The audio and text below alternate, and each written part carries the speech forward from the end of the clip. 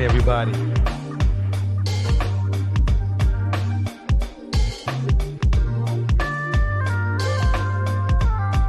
Is good? What is good?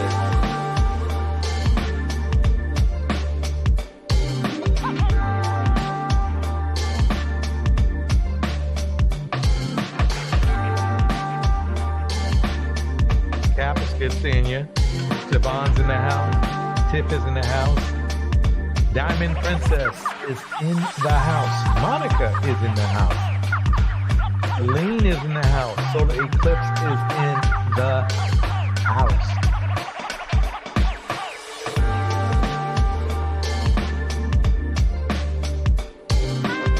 Andre is in the house. Leia is in the house. I'm gonna drop the clip. I'm gonna drop the link real quick.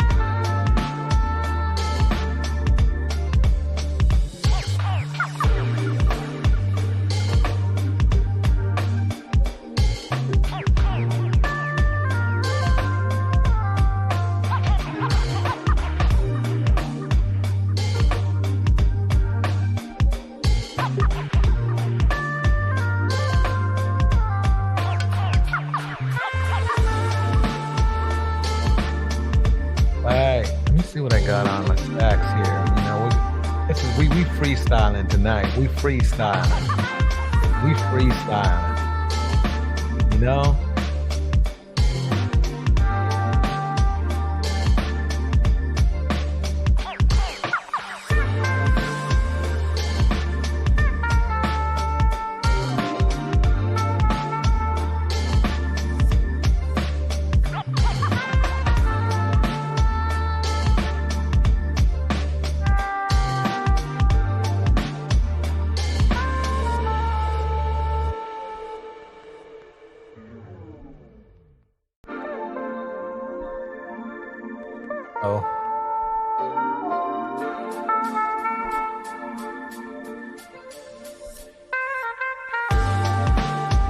I got a good one to start things off.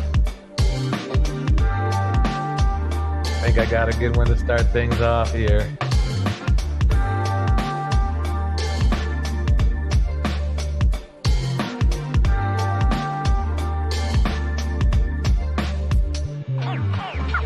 Everybody feeling it. If you're feeling good, put I'm feeling good in there. Woo's in the house. Maya's in the house. Property is in the house.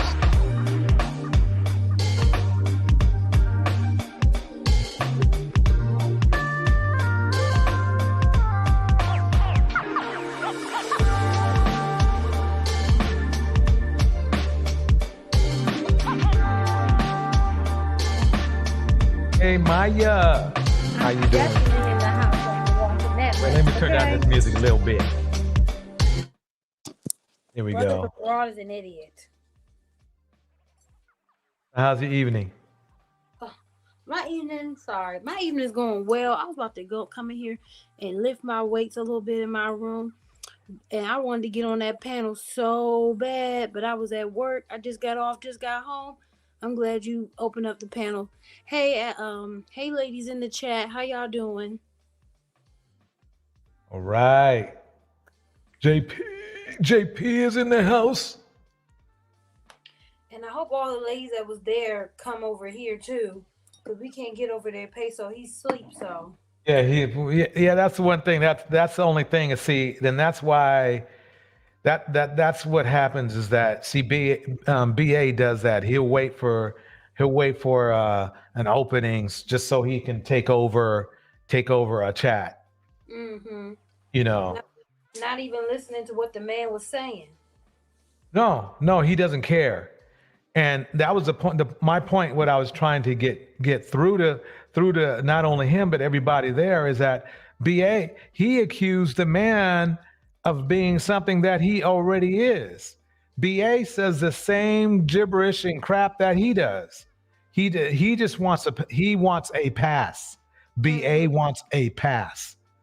And I'm not willing to do that because, see, the thing is this, whether that gentleman, whatever his name is, it was racist or not, he lives in a different country, and when all we have to do is turn the channel and he's gone. You see what I'm saying? He's in Miami. He's not in a different country. Oh, He's from a okay. different country, but he's in Miami. That's what I heard. The last thing I heard from him before I came over here. Got it. But since he's in a different culture, I don't care what he says because that's how they already think. The problem I have is when BA says nearly the identical thing day by day about black women. That's how we know of him. When months ago, he came into Peso's room talking, "Oh, you black women need to do this and you black women need to do that," when he don't even date black women. Mm-hmm. That's the funny part. And that man So didn't say black women. yeah, see what it is that I am more disgusted with him than I am other races for being racist, because he's spreading that around with his other male buddies that are in the same community we are in. Yeah. And that makes it a lot more dangerous because these women don't see him coming.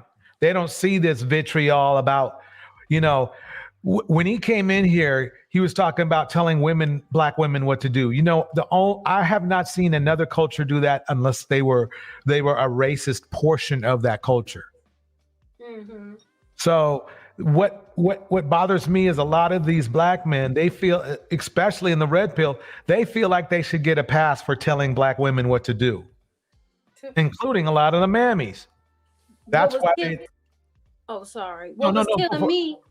Oh, sorry. Go ahead. No, your turn. Go. You got it. What was killing me was Philip was talking all that mess, and as soon as that man popped up on the screen, he gonna be like, "Oh, you seem like a cool guy," blah blah blah blah, and basically bow down to him just like nakers do, and then talk about that. You better watch out because y'all better be watching out when you go in those brothels because your face. Y'all niggas ain't about to do shit. Y'all ain't about to do nothing. And if you dumb enough to do something, that shows how ignorant you are, because you'd rather face this man for just speaking some words, trying to really give y'all niggas some advice. You go in there and get yourself killed or get yourself put in prison, having your families having to put money on your books and take care of you while you in jail because you so hot-headed.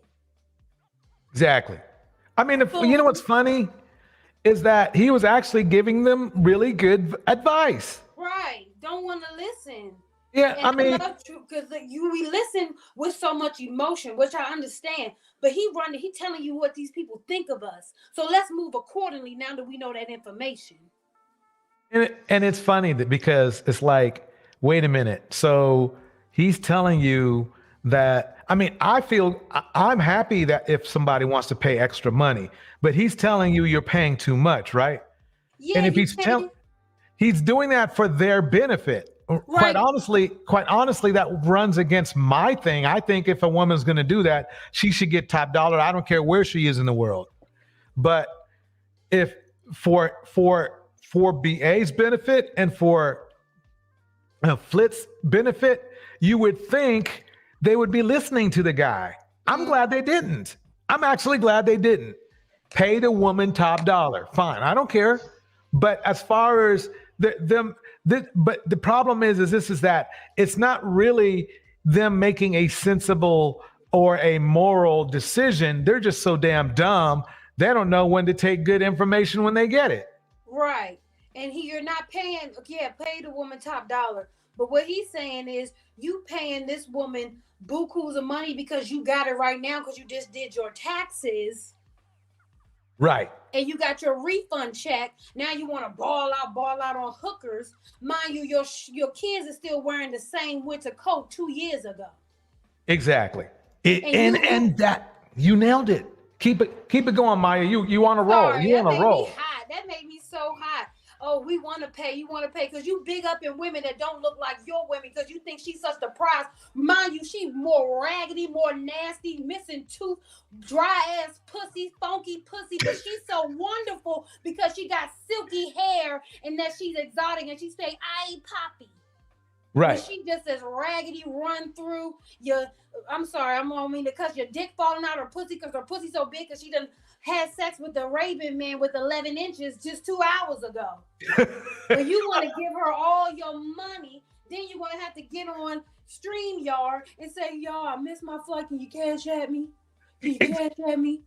Can Exactly. you cash at me? Exactly. Like, please. Probably no disrespect to those women. I'm just talking probably stanky ass hoes, but because a black woman stands up for herself and speaks from her heart and don't let you settle for less, just because I don't know the girl named Maria gonna be hyping you up because you got money because you throwing it. Real rich white people like they always say Bill Gates, how he wears those Mr. Rogers sweaters, and that man got money. Real rich people, when the money is long, old money, don't show it. Don't buy all these designers and things like that. That happened to me at Christmas. This ghetto hood rat gonna tell me everything that I'm wearing is what's on her wrist costs more than my whole outfit. And I said, oh, that's all you could afford. You love giving your money to white people, huh? People who don't give a damn about you. Right. If you think you stunting on me, mind you, I got on my supporting a black woman. I'm wearing my Savage Fenty onesie supporting a black woman. But you so pressed because that's all you could afford was a cheap ass Louis Vuitton bracelet. That's Amen to that. That's nigga mentality. That's nigga stuff. Hey DJ. Hi, May. DJ, what's up? Hey, Go JP. Ahead, JP. Go ahead, JP. No, DJ, I was gonna say this. I know I've known AML for a while now. I mean, I've chopped it up with him in the past and everything. I was gonna say, AML. I mean, I don't know if I should say this, but AML almost lost his life in Mexico for simply looking at, the wrong woman. Maybe this, lady over there was connected with the cartels, and then, next thing you know, he gets the crap beat out of him and robbed and left for dead, basically. If it wasn't for, somebody he knew, helping him out and stuff. So AML, he's been around for a while. But, besides all that other stuff, I mean, you got to forgive AML, he's black pill, we tend to, not filter how we talk sometimes. So even though we don't all agree, like we all don't think the same, because, AML was saying some stuff, and I wish, Peso was still on that panel. I would have popped on, right? And then I would have, questioned him about that. See, look, the thing about me, I don't mind, going down rabbit holes with people and stuff. I would have, grilled AML on just that alone. I mean, he was talking about Western women and stuff. It's like, dude, okay, I'll be quiet now. I'll let somebody else talk. No, JP, I really want to hear your perspective. Like, what is this his thing? Does he talk bad about black men or black people generally? I don't know anything about him, so give a little background. Oh no, I mean, mate, it's the black pill, man. We go at everything and everybody. I mean, that's just the way it is. I mean, we go at black people, white people, Jays, all of them. So it's like we go at the manosphere. Some of the guys go. So do you think he's a racist based on what he said? No. I mean, he's just honest. Like I said, like a lot of us don't talk with filters. So it's, let me make a point. We don't sugarcoat. I think I need to clarify something real quick, and then I'm gonna back out for a minute. When my issue is this, the point I was trying to make is this: I don't care if he's racist. I do care that BA is racist because he's in our community. That man is not going to affect how our community reacts or is. BA can spread he's saying the exact same things this man was saying. And my point is this, is that if he wants us to raise the racist banner to JP's friend, which I have no clue is even true, then we have to raise it towards him first, because it's like, hey, wait a minute. We got to hold men in our own community and women in our own community accountable for being racist against our own community. Does that make sense to anybody? I mean, yeah. I mean, You got all this stuff going on. Then as soon as somebody else points it out, it's a problem now. Even though everybody already knows it's going on. I mean, what are they supposed to do? Like remain quiet about it? For what? Right. That doesn't help anybody. You know what I'm saying? So, Yeah, my thing is this is that AML is just to me, my gut feeling, he's just a regular guy, he's a regular guy. Whether so he might be racist to some and he might be normal to others, but to me he's just a regular guy. The problem is believe it or not, I think BA is worse than him. I truly do. I think he has some type of disorder. I'm not no doctor, so I'm not going to tell you what he does or does not have, but he seems to have an affinity and he seems to have a strong will to destroy panels. It's like he has to take over the panel. He can't just be in the background or something. He can't just say his little 2 cents and then leave. He wants to keep going. He has to be the one in the middle. He has to be the one with the biggest mic. He has to be the one saying the most. He has to be the one that's listened to the most, agreed to the most, responded to the most. And that's his problem. May, what are your thoughts? Yeah, I had a whole flashback of being a high school teacher dealing with him. I tend to just get off the stream when he gets on. That's just how I deal with it. Whenever I see him on the stream, I just exit myself because I already kind of see his pattern. You don't have to watch somebody do something but twice and know this is what they do. And I've seen him do exactly what you said. You are speaking truth to power. That guy gets up there. He deflects. He doesn't answer questions. He figures out how to stretch it out. He figures out how to make himself, in his opinion, the most important person in the room. And he sucks the air. He's like a leech. He doesn't want anybody to have a constructive, intelligent conversation. It's all about him and what he thinks. And he does it masterfully. And that's why I just wanted to exit, because I don't have time for that. It's extremely childish and it's self-centered, and I don't know if I should use the word narcissistic, but I ain't got space for it. So I appreciate your show because you don't let people do that. So I just want to say that. Yeah, I try to have more of a I mean, the thing is that I do love Peso's room for its grit and it's real over there, and I love it for that. I mean, over here, my blood pressure gets up too high, so I can't just handle it. I can't handle it 24/7, if you know what I mean.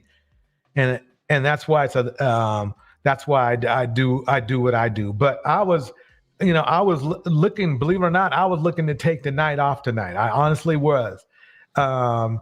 Me and Jen, we didn't schedule anything, but the thing is that seeing this dude destroy, I just wish Peso was there. Let's put it that way. He would have put a stop to it if he was there, but yeah, I understand he needs to get his sleep.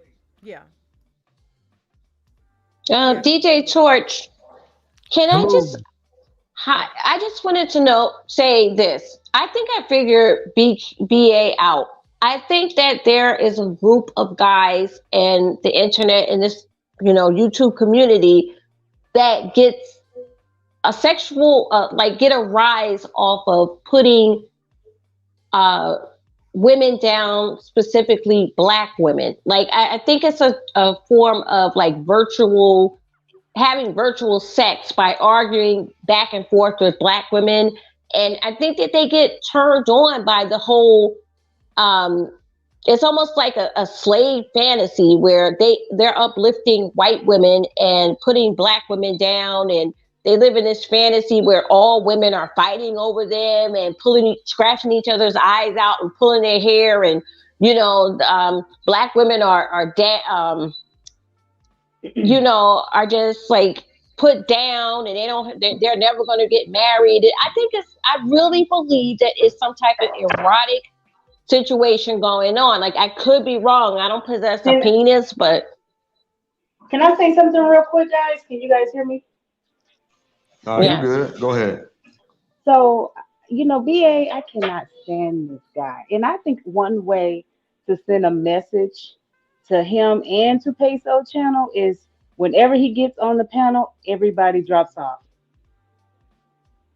That's a Everybody good. just drops down. I agree. I agree. To I send a mean, message to Peso, I know this Peso channel, and but to send a message that we really do not want his input, when he gets on, everybody falls off. yeah, I remember when we paid money to not have them come in. I think everyone dropping off We actually would be paid even money. So better than paying money. Everybody just drops off the panel. yeah, I think you're right That's the way to because get that. I think you're right. I think we as individuals know what kind of environment we want to be in. And if we think that what BA is doing is what we want to do, then we do it. And if we think that that's like, stupid and immature and chaotic and pointless, those of us who feel that way, I agree with you. We should, go somewhere else or do something else because BA is getting exactly what he wants. He's getting himself in the center of all things and he's having like a personal birthday on everybody else. It's everybody else's disadvantage. It's ridiculous. Yeah, because it so much could have came out of that conversation with that guy. Whether people think he's a racist, whatever he's saying, I really don't take it personally. But I feel like so much more could have came from it, but it all just went down the drain. And I think they're still over there going back and forth, and the So, conversation is just DJ done. Torch, I wanted to know: do you believe that what I had said regarding there's a specific group of incels that uh, get some type of sexual Wait a minute. arousal Wait a putting minute. black women Wait a minute. down? I do. Wait a I do. minute. Boo wasn't finished. Boo, were you even finished? Pretty much I was done, but that's basically what I wanted to say. I was gonna say something else, but it slipped my mind. But I gotta drop down real quick, so I'll try to come back up if you guys are still up. Okay. All Thank right, you, Woo. Thanks, Will. Woo was no good problem. seeing you on the panel, by the way. I know, good seeing y'all too. I'll try to come back up. Okay. All right. In reference to you can't get laid, that's the essential issue. That's really the red pill system in its entirety. It is built on that. You know what's funny? What I just realized, I've never seen BA go to a white room. Have you guys seen him go to a white room and talk this same crap, like to a white women's room? No, I don't want to see haven't. the guy that much, so. Yeah. Now he made it clear he doesn't care about the black community. So I mean, I would almost say I would almost bail him out if that was the case. But then he said, but he if he didn't care, then he shouldn't be saying anything. The funny thing is this is how we all know him from, at least me. It's the first time we saw him is he came in trying to tell black women how to do their hair and how to behave and and what they should do for their man. That's how he came in. I don't know, DJ. That sounds a little suspect to me. No, hey, we thought the same thing back then too. You We know, He's thought the obsessed same with thing. hair. DJ, And all he was doing, he wasn't even doing the girl's hair. He was putting it in a basic ass bun. Boy, I think I think that what we talked about the other day, that you have some men who are reacting against black women, and they actually love black women. And well, I won't say love, but they want black women. And they're obsessed, and it's what's driven them to become Passport Bros. They're attracted to Passport Bros because it's a collective reaction against black women. They won't let me have the best black women. I can't. Best black women don't want me. I want them. They don't want me. And just like, was it a Cupcake? They can't get enough. They show up. They keep talking about black women. They want to discuss black women. They want to insult. They're obsessed. It's black women, black women, black women, black.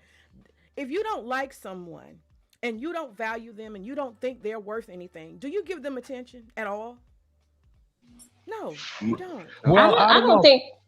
I think it has to do with this. This is my thinking, is that I wish that was true because that would show hope. But remember, they're going out of their way to fly to a place that doesn't have black. I think they're trying to run Exactly. away from themselves and blackness more so that, because the thing is that it's a lot of effort to travel that far, first of all. And then they know that they're taking a risk they know they are taking a risk when they go to these places. That's, to me, they're more focused and obsessed with sex than they are women. And I mean that, any women. I think their focus is just on sex. Does my dick need to be fed today or not? I believe that's as far as they go. Is it possible that both are true? Is it possible that there's part of them they would love to have a black wife, a black woman to settle No. down with, or so, no? I'm not saying they're worth it, but I'm just saying that deep down inside they want that. But in the meantime, they want to get themselves satisfied with cheap exotic women. I mean, I'm No, just saying, I don't think because they to think me, ahead. you I don't think they think black ahead women, like that. Say what now? I don't think they think ahead like that. Okay, gotcha. Well, I don't think that. I think that they're not attracted to the feature. Their preference is features opposite of their own features. I think they're attracted. That's why they go to Colombia. Now it's the Philippines, and all these other different countries, because they can't get. I think it's more of the features. They can't get a hot Latina woman over here. So it's the only ones they can get is the throwaway ones, like the obese ones, or they have some type of defect. So they figured out they can go to the DR and get women who look good, and they don't have to pay that much money. I think their penises, I'm sorry, get hard from having the women of opposite features. They get more of a rise with women but they can't afford the women over here. The Latina women over here, they can't afford them. Yeah, they can't afford any women over here. That's their issue. That's the problem, is that, see, to me, it's more like and it's funny because it's a circle. They've probably gone through life focusing only on sex. So they don't build themselves into anybody who's worthy of a relationship at all. But they run themselves into a corner, because if you're chasing sex, you're not chasing your books, you're not even chasing your dreams, you're not even chasing a job, you're not chasing education. And what happens is that's all they have left, is just having sex with women. It's sad. It's really sad. And the thing is that look at the long conversation they were having in Peso's room about pros.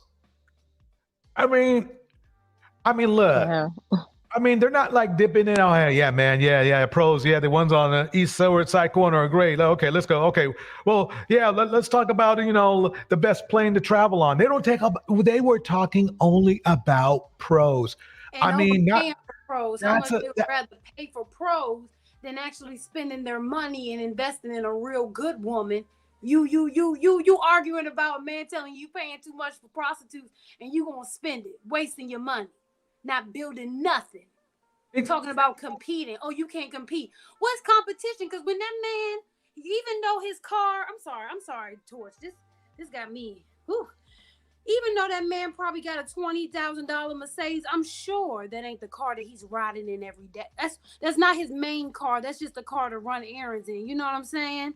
Right. I think the point he was trying to make was that he wouldn't pay $20,000 for that car because it was only a 2004. He was trying to make a point to BA about how the Passport Bros go over there and overbuy or over purchase, the sex workers, which to me, I want them to do that. But BA was so stupid, he didn't realize he was being thrown a bone, and saying, when you go over there, you don't have to pay that much if you just let them know how much it's worth. My thing is like, hey, I didn't want to tell them that, because I don't want them to go over there and shortchange women. Because one video that stays in my mind, that painfully I remember, is that one about that Brazilian homeless woman. Remember with oh, that was terrible. Yeah, that was trash. I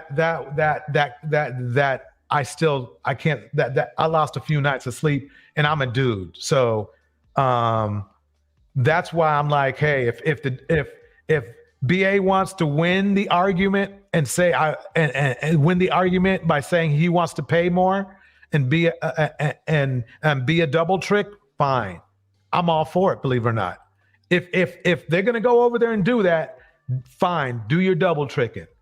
But the sad part is this: is the length of discussion and the fact that they actually have a large, gigantic group of men that are addicted to sex that will fly and die for it.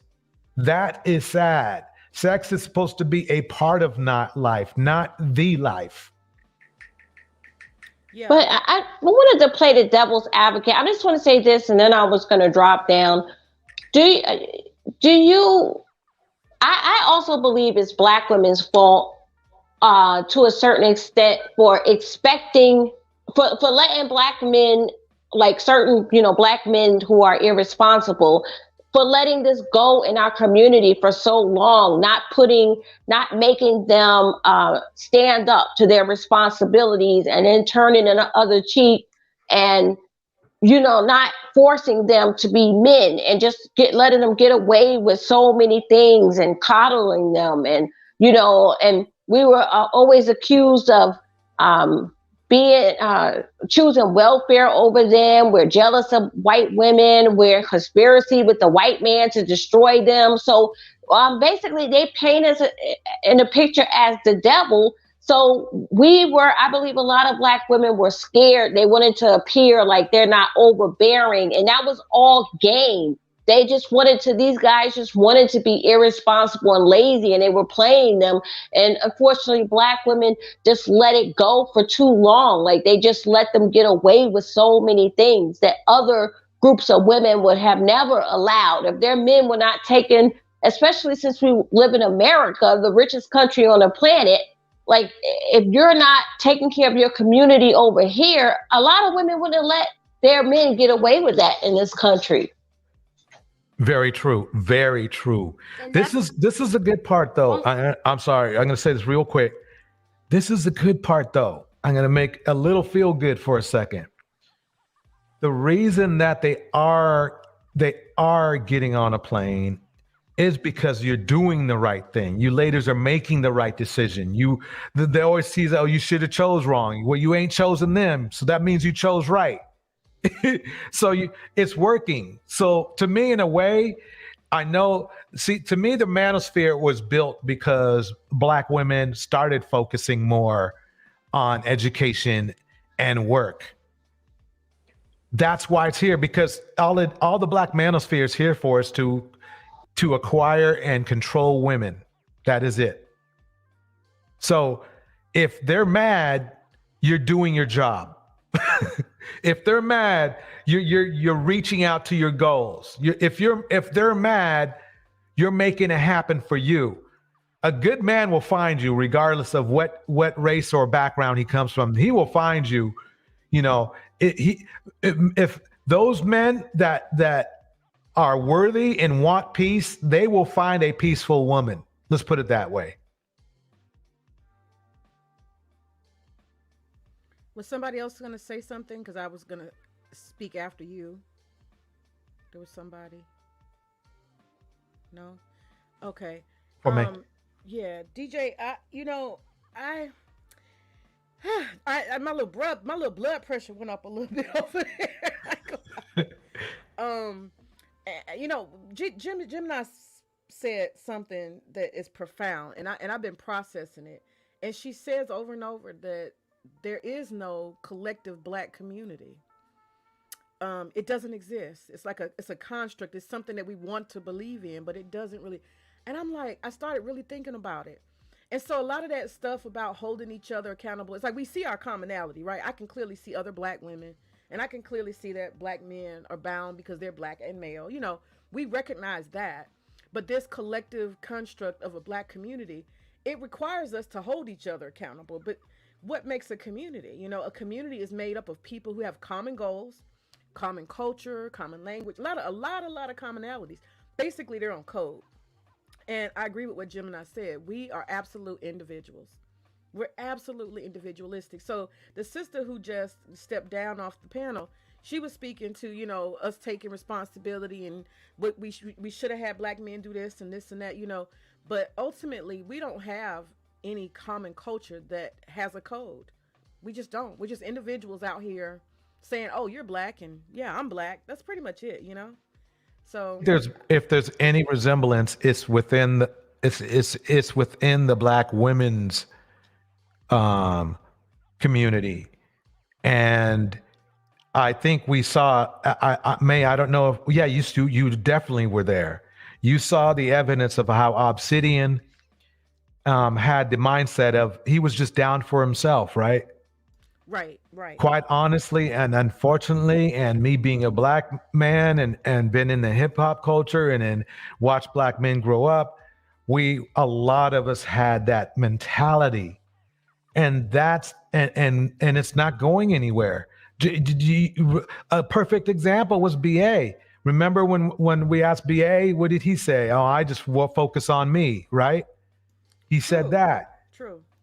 The problem is that I see it's not a problem actually. The sad part is men aren't doing it. Men will only partner up or will find a common enemy if it's black women. They don't fight against racism. They don't fight a bit against unemployment. They don't fight against unfair practices. They don't fight. They don't even fight against child support. They really don't, because they don't even show up for that. Do you think that's why Red Pill makes jokes about the sisterhood all the time? There's some jealousy of the communalness about it. Nailed it. You nailed it. Because see, the thing is this. Black women love each other more than black men do. It's that simple. You guys have your backs more than black men have our backs. The only reason some black men might have another black man's back is because they're going to get something out of it. That's just the thinking of get rich, die trying, and I'm about my business and I don't care if I'm making my money. I don't care what I'm, if somebody else gets hurt by it. I mean, Obsidian's not the only one. He knows he's wrong, but he doesn't care. So, I mean, that's the shame of it all. That's the shame of it all. That's why really it's sad, but it's true it's sad that this is going to sound weird. It's sad that black women are running the community, but that's because the black men aren't. They're not doing anything. There's for every one black man that's doing something good in the community, there's 5 that aren't. So yeah, the argument can be made. Yeah. And what I'm saying is that I'm not saying that a woman running a community or a store or being a CEO of huge companies like the Star Wars designer's wife is. It's that there's that after the black woman, it gets quite vacant. There's like. We have to, black men, we have to scrape a role model up. And here's the funny part. So the black manosphere, to their benefit, they could have gotten somebody who didn't have the record he had as far as being a deadbeat, being a not so good father, being obviously a terrible husband. They could have found some guy who was, had his game together, and they couldn't come up with one for their own benefit, to look good. But that's why it's painful for me. It's really painful because it's like, damn, we can't even work on our own reputation properly. Because the one thing about anything that anyone should know is that before you can build your brand or build your career, you have to build your reputation first. Obviously, that should be backed up by. They don't even want to do that. Yeah, you know, Hey Torch, reputation I'm is so sorry. Just important. let me I just want to say I'm gonna Oh, go drop ahead. down right Go quick. ahead. I'll be back. I gotta take a shower. I'll be right back, y'all. Okay. Okay. Yeah, you're right. Reputation is so important, and I came across that video every day or so. I go I do a search in YouTube. I troll the hell out of the Passport Bros. They irritate me so bad, and I do a search, just a general search, and see what pops up, what's relevant. You know, this video popped up last night, and I watched it, and I was just shocked. I don't know. Maybe I live in a May bubble. which Some, huh? which Go ahead. video? The Which one video? that Peso was playing, but we didn't get through the whole thing. I think we got through the first 20 minutes or something. It was a video about a guy who's some kind of African Jewish person, and he goes down to Colombia, and he is a very open and honest that he is a man who sees prostitutes there, and he was talking cash shit about black men, the Passport Bro black men. He had a whole lot to say, but he didn't stop at just saying what he said about Passport Bros.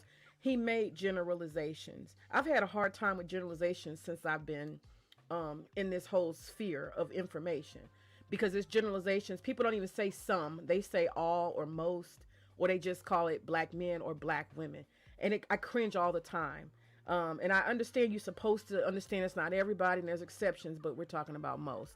But he has so many, when I tell you, negative things to say. He talks later on about gentrification and white flight, and how when people see black folks coming, they want to move and sell their house. That when black people come, decency is gone. The prostitutes charge more because they don't want to sleep with black men, so they're trying to price them out, which means that other men end up paying more money. I mean, he goes deep, deep, deep. We didn't even get through the whole video. So, dude, to me, like, DJ Torch said, doesn't matter whether he's a racist or not. In my opinion, I think he is a racist, because he didn't just stop at poor, raggedy, pookie Passport Bros. He made all generalizations about all black people. And it was hurtful. It was very hurtful. And I just wanted us to think about reputation. And that was the point of showing the video and talking about it. I was shocked as shit when dude showed up. He actually popped up on the panel. I saw, well, this is interesting. But I also found it interesting, too, that we didn't get a chance to go deep into what he talked about when he talked about black people and how people are seeing us and stuff like that. We didn't get to talk about that. But it got kind of sidetracked because of BA. And of course, guess who else pops up, Gemini? Flit. You know it. He came up there trying to threaten the man, telling the man he can, he can get, this can happen to him and that can happen to him, and somebody gonna find him in a brothel with his butt hanging out and all. Oh my God. And Flick clearly is not gonna be the one to do it, because he can't even scrape up $500 to get on a plane to go and do none of this stuff. But anyhow, it was just really, really something what this guy was saying, and he was unapologetically speaking boldly in a way I had never seen anyone speak. And one of the things that he said is that he claims himself as a Jew, and he said the Jews, they take great pleasure and profit out of black people because we are low IQ.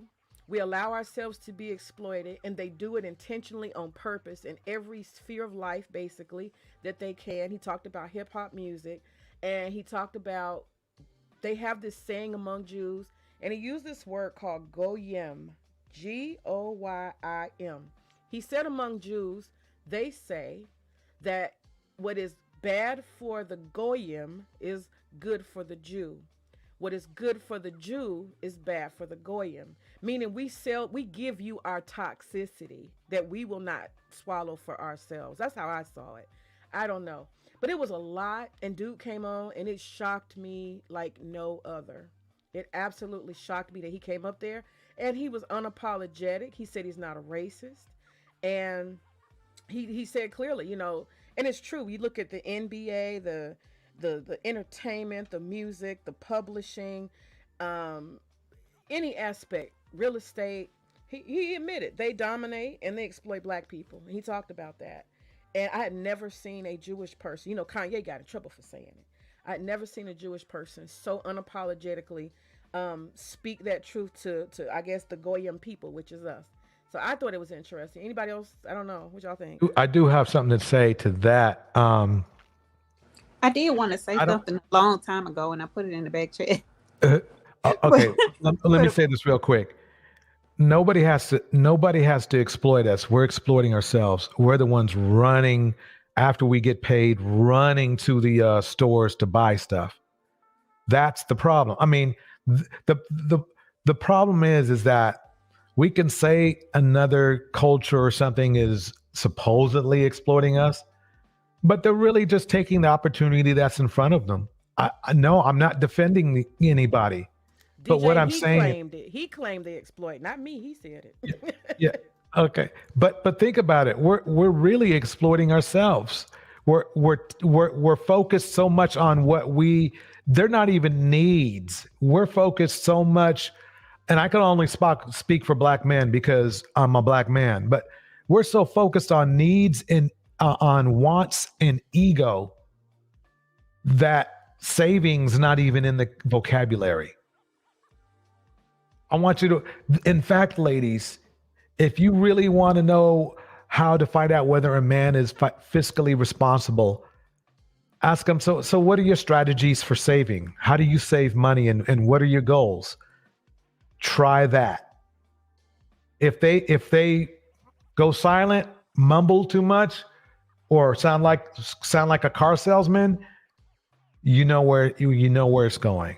But that's why I wasn't on board with the whole Kanye thing, and I'll tell you why.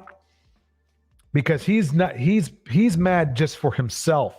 He's not mad for all black men. He doesn't even think about us. He was mad because probably there was some language in a record deal he made or something that he found out he wasn't going to get as much, or some shoe deal that he found out he was good. And what did he do? He went full bigot. He wanted to be part of the club, and when they slammed the door, he wanted to burn the club down. There you go. You nailed it. You nailed it. Right. Let me set up for a minute. Let everybody else talk. Melinda, welcome. See, hey there, I'm in the car. We needed you, Melinda. Where was you at? Y'all, should I go out and come back in if I'm sounding like robotic? No, you sound good. Melinda, You sound fine right now. At? We needed you. Wait, y'all, let me come back in because I can hardly hear you all. Oh, she can't hear. Okay, I'm gonna say what I was gonna say like 20 minutes ago. Oh, actually, go ahead, sis. I think I can hear y'all better, but go ahead. Go ahead, please. What I was saying, I was just going to talk about the community thing, and it's just what you said, mate. If we community-minded people have the same, even if they don't have the same goals, they have the same idea of seeing one another grow and prosper. It's not this crab in a barrel. It's not I'm always needing to be in competition with someone, or I'm always needing to one up someone, or always have to look down at my nose at someone else. That's not how communities work. They care about the betterment of themselves as a whole. And that's why I say the black community is a fallacy. Anytime you hear someone reference the black community, it's never anything positive. Absolutely never. Every time someone says black community, it's in reference to crime. It's in reference to baby mothers. It's in reference to absentee fathers. It's nothing that's ever good. And that's why I stopped using the word, because it just burns me every time I see it, because it's not used positively at all, ever, even amongst us. And this idea that we need to police one another is crazy, because if we could do so, we wouldn't have such mass confusion and mass murders and all of these types of things that are going on in the community if we could police one another.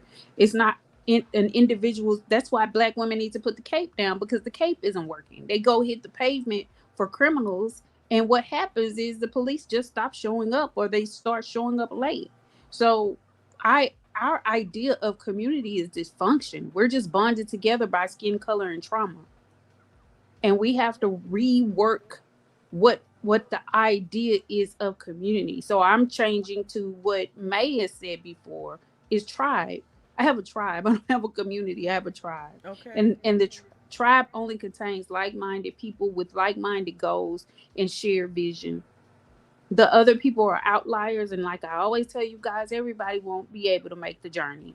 We're going to have to leave some people behind. And as far as BA is concerned, every time that guy shows up on anybody's panel, whatever room I'm in, I just disappear because I can't stand to hear him talk, because he's not there for anything except to distract, confuse, and attention seeking. That's it. That's all. Yeah. I appreciate you for the whole idea of community. That was revolutionary for me. Um, I totally embrace that, and it's helped me to reframe a lot of stuff. And it, you know what? It's actually it's releasing. It's releasing, Gemini, to say I can take It off that is. cape. I don't belong to you, and you don't belong to me. And when I really look at it, a lot of times, I mean, especially me, I feel like a sister outsider anyway. My background and where I grew up and stuff, I have to struggle to relate to a lot of the stuff that other Yes. black people may have in common, and I be trying hard, and I And then you can't. have to tiptoe around when you do it. You have to be, your mannerisms has to be in such a way that you don't cause offense, so you end up not even being yourself and not being able to be free to be you, because you don't want to offend anybody who isn't in your sphere. So you end up dumbing yourself down, for a lack of a better expression, to allow these people in your presence. And quite frankly, they just don't deserve to be in your presence because they do not share your ideology. Like when I go on these channels, I make it a point, because I watch news in every state. I make it a point when I go in those and they're featuring a black man that's doing something, and somebody puts this is their culture or this is the 13%. I make sure to correct them and say, no, it's them, because we have to separate our image. It doesn't do us any good to defend this defenselessness. When you see white people, a news story featuring a white person, what do? I'm glad they got caught, or I'm glad. Right. And you see what I'm saying? They Yeah. never say, they never do what we do. Oh no, he probably didn't do it. The police were wrong. And it's a case where a 14-year-old is driving a stolen car with two weapons in the car and money in the front seat. That 14-year-old was doing adult things. Why in the world am I trying to take up for a 14-year-old who knew exactly what he was doing? And where were his parents? He is not my responsibility. And it irks me that we believe, and we've been conditioned to believe, that we're responsible for everyone who looks like us. And one guy was like, "Oh, I'm so embarrassed." I said, "Okay, let me put it to you like this: if you're in your home late at night and someone rings your doorbell and he's a black guy like you, would you just let him in just because he's a black guy like you? Right. No, no. Well, it's the same principle. You don't know them. You're not responsible for them. So why are you embarrassed by them? That person doesn't represent me. I represent myself, and the people around me are representative of me. So why It's do we need to liberating. feel? It's It liberating. is. It is. And I want everybody to feel that liberty. If you're not this kind of person, then denounce it. But see, a lot of times what you can see in these comment sections, especially with black men, they are enshrined, like they're wrapped around each other, like they're cocooning one another, and nothing can penetrate that because they don't want it to. So who's responsible for that but them? Exactly. Exactly. I'm embracing this liberation. That's all I can tell you. I'm embracing it. Melinda, are you there? Are you still there? Can you hear me? Yes, we can Yeah, hear can you you. hear me? Okay, yeah. That was hey everybody, awesome what you just said. I think I forgot some of the stuff I was going to say, but I'll riff off this. You are right, and y'all, what Jim and I just said. When other people do have problematic individuals from their race, let's say the cops handle them, and they won't martyr the people, and they won't build shrines and you know, and paint murals of them.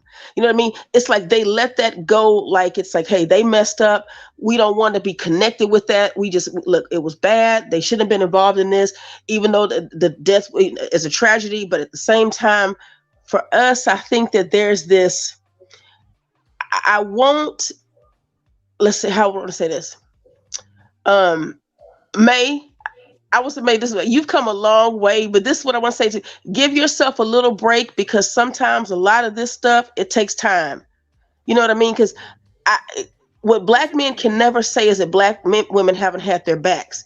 Because I kind of feel like, I know that you're from like a different sector. You have a different mindset. You're very, professional. You could do a lot of stuff on like business and, you know what I mean, helping people. But I think don't take for granted our indoctrination and how deeply it goes. So, because I know even myself, as long as I've been out of this scheme, I find myself, something comes up, I want to just automatically almost trigger, defend them. And I know where it comes from. But when I heard BA, he sounds just like Cupcake. Some of y'all, sometimes I think these people are the same people. Hey, I don't know about y'all, but before you skip to BA, go ahead. I just want to address what you just said. Mm-hmm. I think it does take a process. It takes a process. It is. And that's what I said. I said it takes time, and I'm embracing it. You know what I'm saying? Yes. I'm embracing it. And it is a liberating thing. I don't have to be responsible for other people. And honestly, I think it's going to flow nicely for me because, like I said, it's a lot of things that I don't have in common. I've been struggling to try to put myself into that because I am black. I've been forcing myself. I'll just give you a perfect example.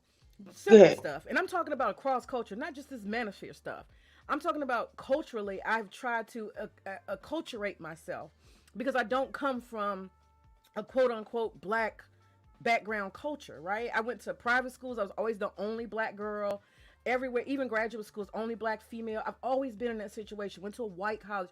I've been around white people my whole life. I got long dreadlocks past my ass. I have gone above and beyond to be as black as I can fucking be. Okay.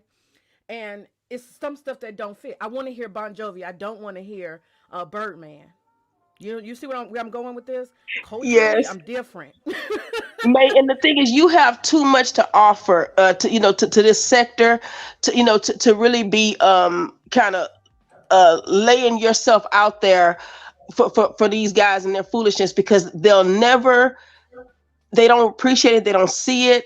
And again, I think a long time ago, maybe y'all, I'm talking hundreds of years ago, some of the way our stances have been were correct, but no longer. Again, I think that they've abused it, they've taken advantage of it, and all it does is creates, I think, more resentment from them.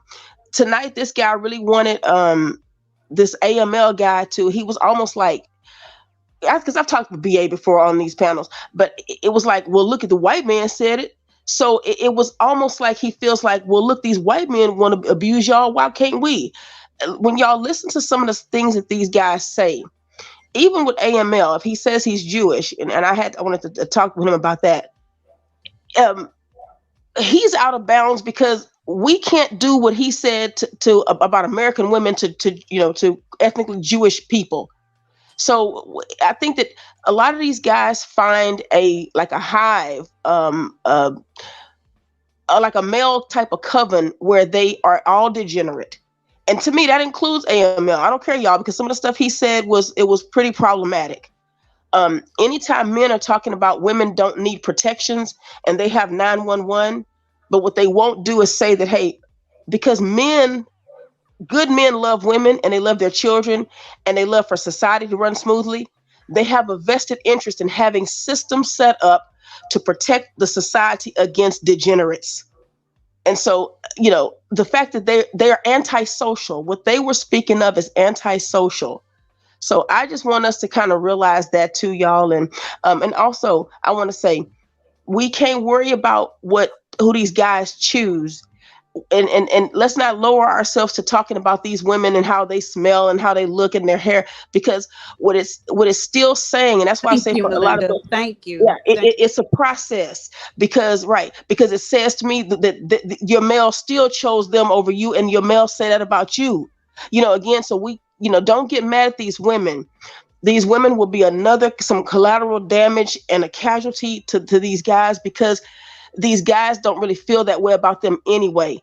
And what I'm saying is, don't make that about these women. Make that about about the guys, and why your men will choose to debase you on this level, to everybody, to anyone who will listen. Anytime they have an internet hookup, they're ready to go in on Black women. So it's not about these other women. It truly isn't. I wanted to Right. say that. And I've said that, I said that before, and I keep saying it because we're alienating people, because they're not just women of that country. They have country women over here. People from their own country, they have them over here. So talking about them negatively and berating them and belittling them speaks volumes to the people, their family members or their comrades over here, for lack of a better explanation. So that's not something that we should get And into we've needed doing, because allies. yeah, Hmm. because we're dragging them into a fight that they didn't ask to be in. Right. And we need Creative. allies, because there's been other races of women and men who've had to come online to defend Black women against Black Right. men. I mean, Right. so that we look ridiculous, and I want us to see And that. they will come to, especially like Helga, like the woman named Helga. She came to her senses. She got a crash course in how Black men are, and she said, "Deuces, I'm out. This is not what I signed up for." They will eventually get it, and even if they don't, that's not our problem. Like, it really is not Right. our problem. Our Hey, problem is to, hey, hey, did you all notice how BA, after having a history of insulting Black women over and over again, wanted you to defend him against the other guy? Oh yes. That, Yes, they all do it. Is that DJ? They all yeah, do it. Mhm. yeah, And it that, really amazes me, the cognitive dissonance. And y'all, it's worse than cognitive dissonance, because I almost think it's borderline, y'all, it is psychopathic.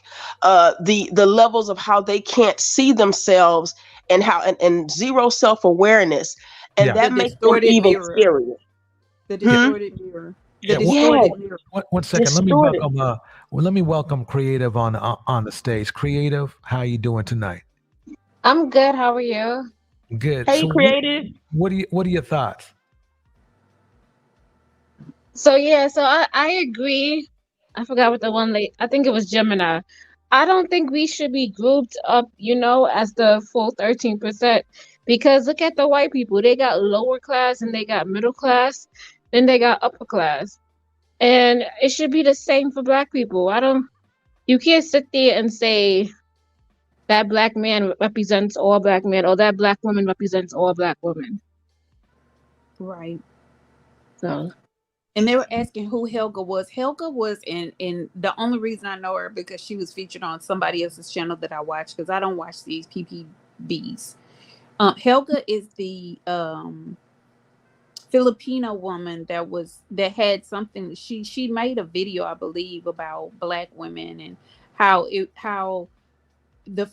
as a Filipino woman, cooking is not that big of a deal, and she didn't understand why Black women were making a big deal out of it. Solar Eclipse, the Demon Slayer, says Helga is an Asian woman who called Black women hyenas, and back in the Passport Bros. And again, she did it out of ignorance. But now that she's aware of what she got, see, she got the crash course into being a Black woman, all within a month's time. She got the full experience with over 100 Black men paying attention to her, and she just got that crash course whipped and slapped in the face. And now she sees what we see quickly. Like it won't take these women long, and they won't be out in public long defending this foolery at all. So we have to again hold the line. Just sit back and let it be what it be. We don't have to do anything because they're self-destructive all on their own. But Do y'all protect know where hyenas yourself. came from? The term hyenas, where who started that? Because it Wasn't it? was Phil. It was Was Phil, it and Phil? Yeah, Phil did, and Phil's from Houston. And Phil has a wife that's not even black. Neither one of his wives have been black, but he has dragged black women, called black women, BWs, bed wenches and stuff, and I he mean, but called that look at wild him. hood red hyenas. And this is what I'm saying. Look at these people who are talking like this. Like, these are people you wouldn't even pay attention to if you saw them in public. So why would you allow yourself to get worked up by these specific individuals who you wouldn't look twice at? They have a mic, they have a platform, and they're able to do these things.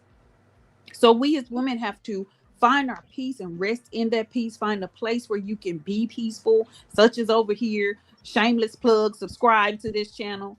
Um, such as over here in places that bring you peace.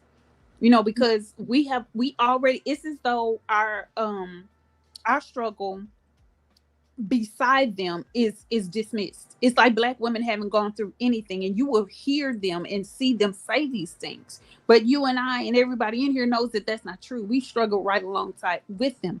The problem is we were held to a higher standard than they were, and we were made to be independent, the thing that they hate, and self-sufficient without them. And so, because we can do those things, we don't need to allow that crutch. We don't need to keep allowing dragons to keep holding on to us and holding us back. Just do what you need to do.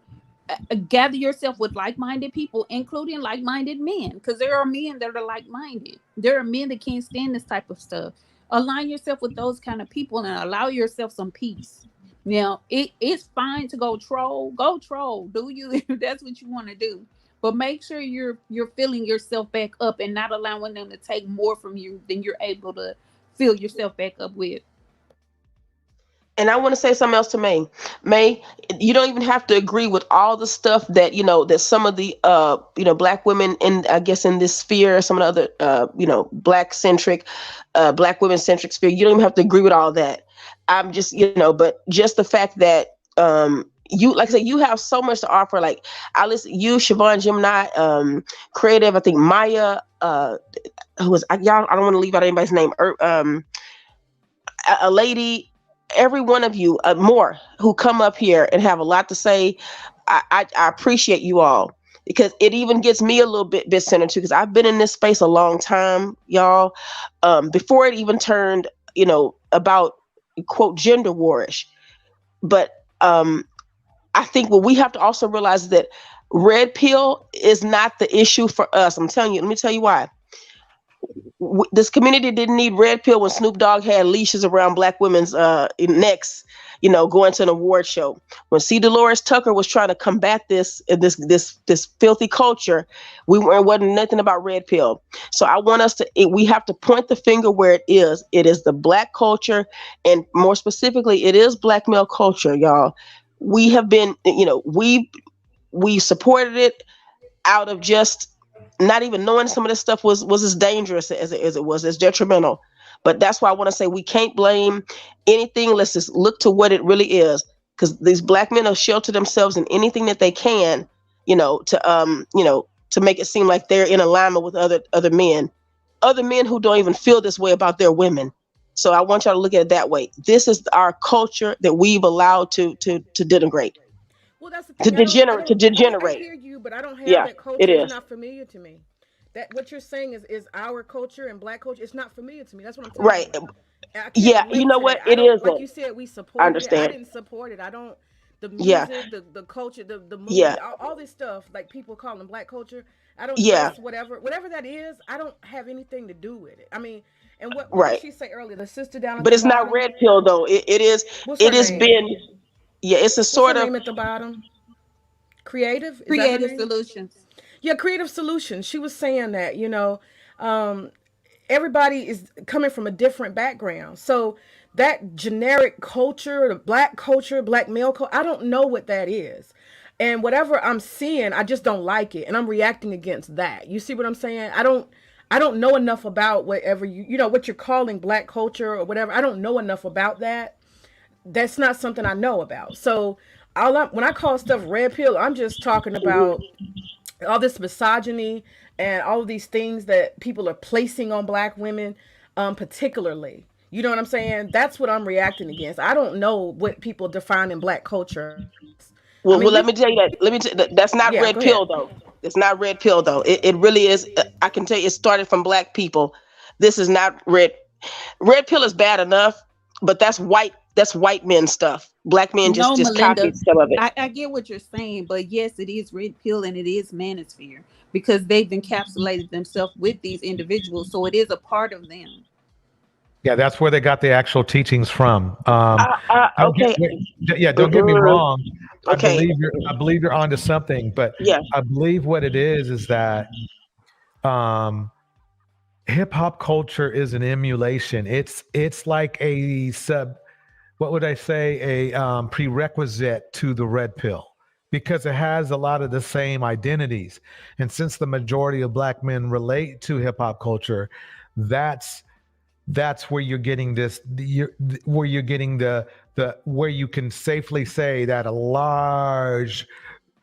too large of a amount of black men are mentally thinking like this. The reason why is because yes, Snoop Dogg was a part of hip hop.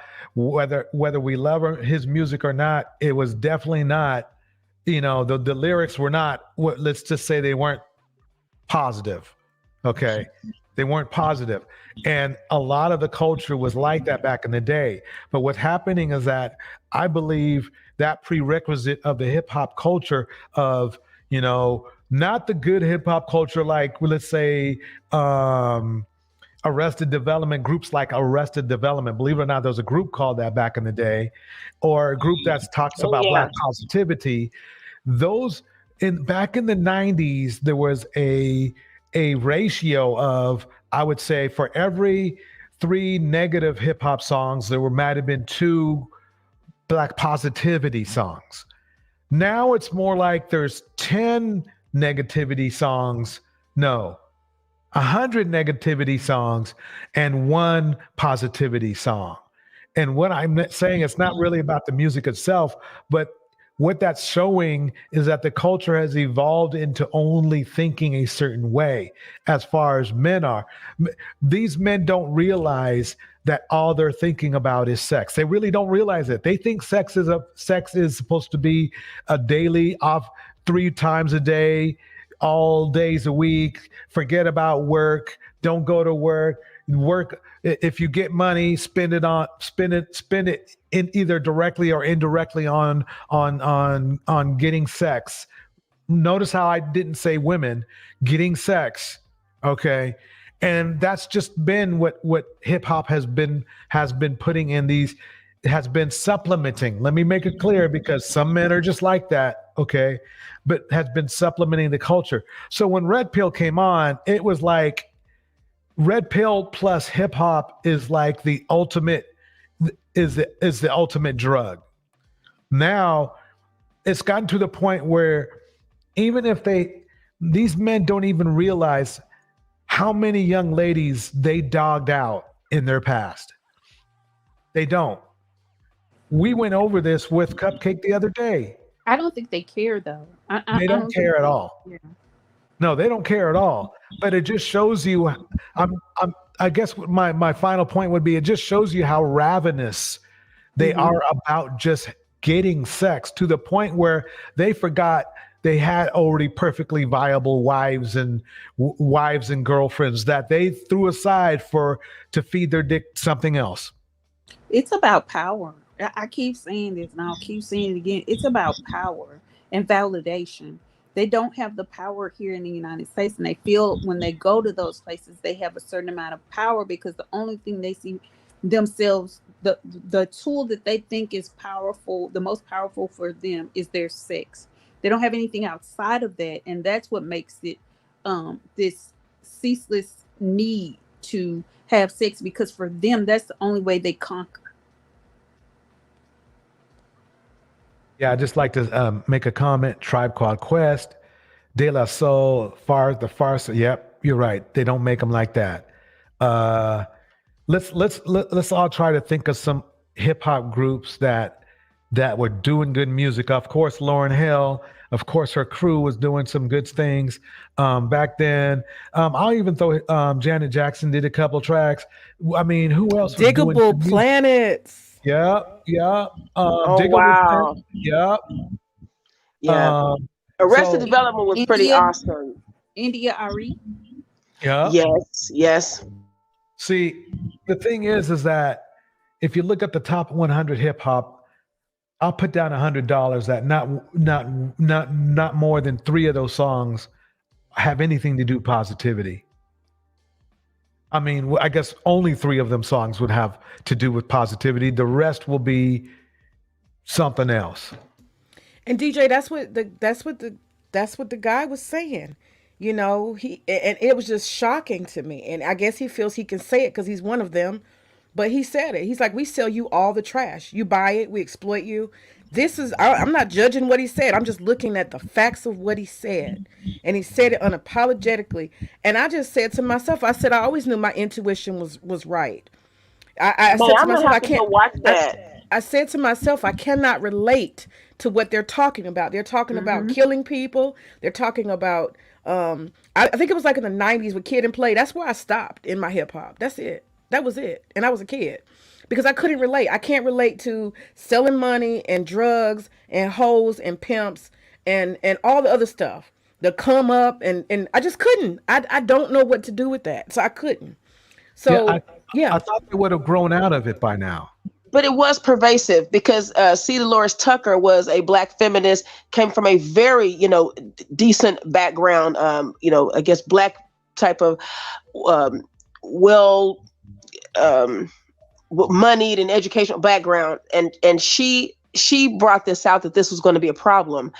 And it really has been, I mean, pockets of of the community, the fallacy of the community, like Gemini says, pockets of people were a bit protected from it, but for the most part, it has still been defined as black culture, black music, and I think that we allowed that negative stuff to bubble to the top and be the definition. But I didn't realize that guy AML said all this. I'll have to go back and listen to it. But that's interesting. He really was insulting a lot of them, and they don't realize it. But they just need a tiny bit, a little drop of something that would make them think that they, that they can. In other words, that black women are a problem. I think that's what it's about. But we can't let go of it. That's another reason why I keep saying separate our image. The one thing they love to point the finger at us about, even though they're broke, they love to point the finger at us for our spending. And so the thing to do if you want to hit people where it really hurts is to stop patronizing them. Don't buy their music, don't buy their clothes, don't buy any form of their entertainment until the good so-called good men step up and make a change, because they're seeing it's hurting their pockets. You have to hurt the good of the culture in order to make a change with the bad of the culture. Maya, you just came back up. Welcome. Yeah. Hey y'all. Hey. Yeah, I had to take a hot shower to cool myself down. Basically. They had you mad. It had me heated. He's still on there. I popped back in there for a little while trying to tell AML to come over here because he's still in there not getting it. The man is trying to explain to him and basically trying to. I feel bad that he feel like he has to prove something to brothers abroad. That's also what it sounds like to me. And I'm like, you don't got to explain to this fool. He not getting it because he's stupid. And you over here trying to explain the obvious, which is, he said, do you pay, one example he tried to give him to understand, do you pay an extra $20 a month? Would you pay an extra $20 a month on your Verizon bill, your phone bill? And this fool said, well, if I go into the store and they do a good job, I do tip them. Actually, they're not allowed to get tips. You can get them fired, stupid. Maya, yes. You know I love you, but we don't really care if he comes over here or not. Oh, AML. Because yeah. I thought y'all had questions for him, but okay. Yeah, I mean, it's not really what he's saying to them is really not any of our business, because it doesn't affect us one way or the other what they do, except for calling them out for talking about us. And he's not going to stop them from doing that. So really, yeah, him being over here will be a distraction from what we're trying to accomplish. Oh, okay. I wanted to bring up the Jewish stuff with him because I mean, when I he get, I yeah, get, I get what people are saying, but again, yeah. like we're talking about relieving ourselves of foolishness, not inundating ourselves with more foolishness to ask questions of a person that has absolutely Indeed. nothing to offer us as far as our peace is concerned. Right. And talking about competing. Like, what? Right. They, you see, that's a whole thing that we don't have anything to do with. You know, if they want to go over there and buy women, whatever price they pay is on them. Like, what difference does that make to us? Really, seriously, It don't. it really doesn't. We can't stop them from doing it. But Well, I'm another not case trying to stop study them. Or care. Right. that this type of black man will want to weaponize even men, women, whatever, animal, beast, and child against black women if they think that they can.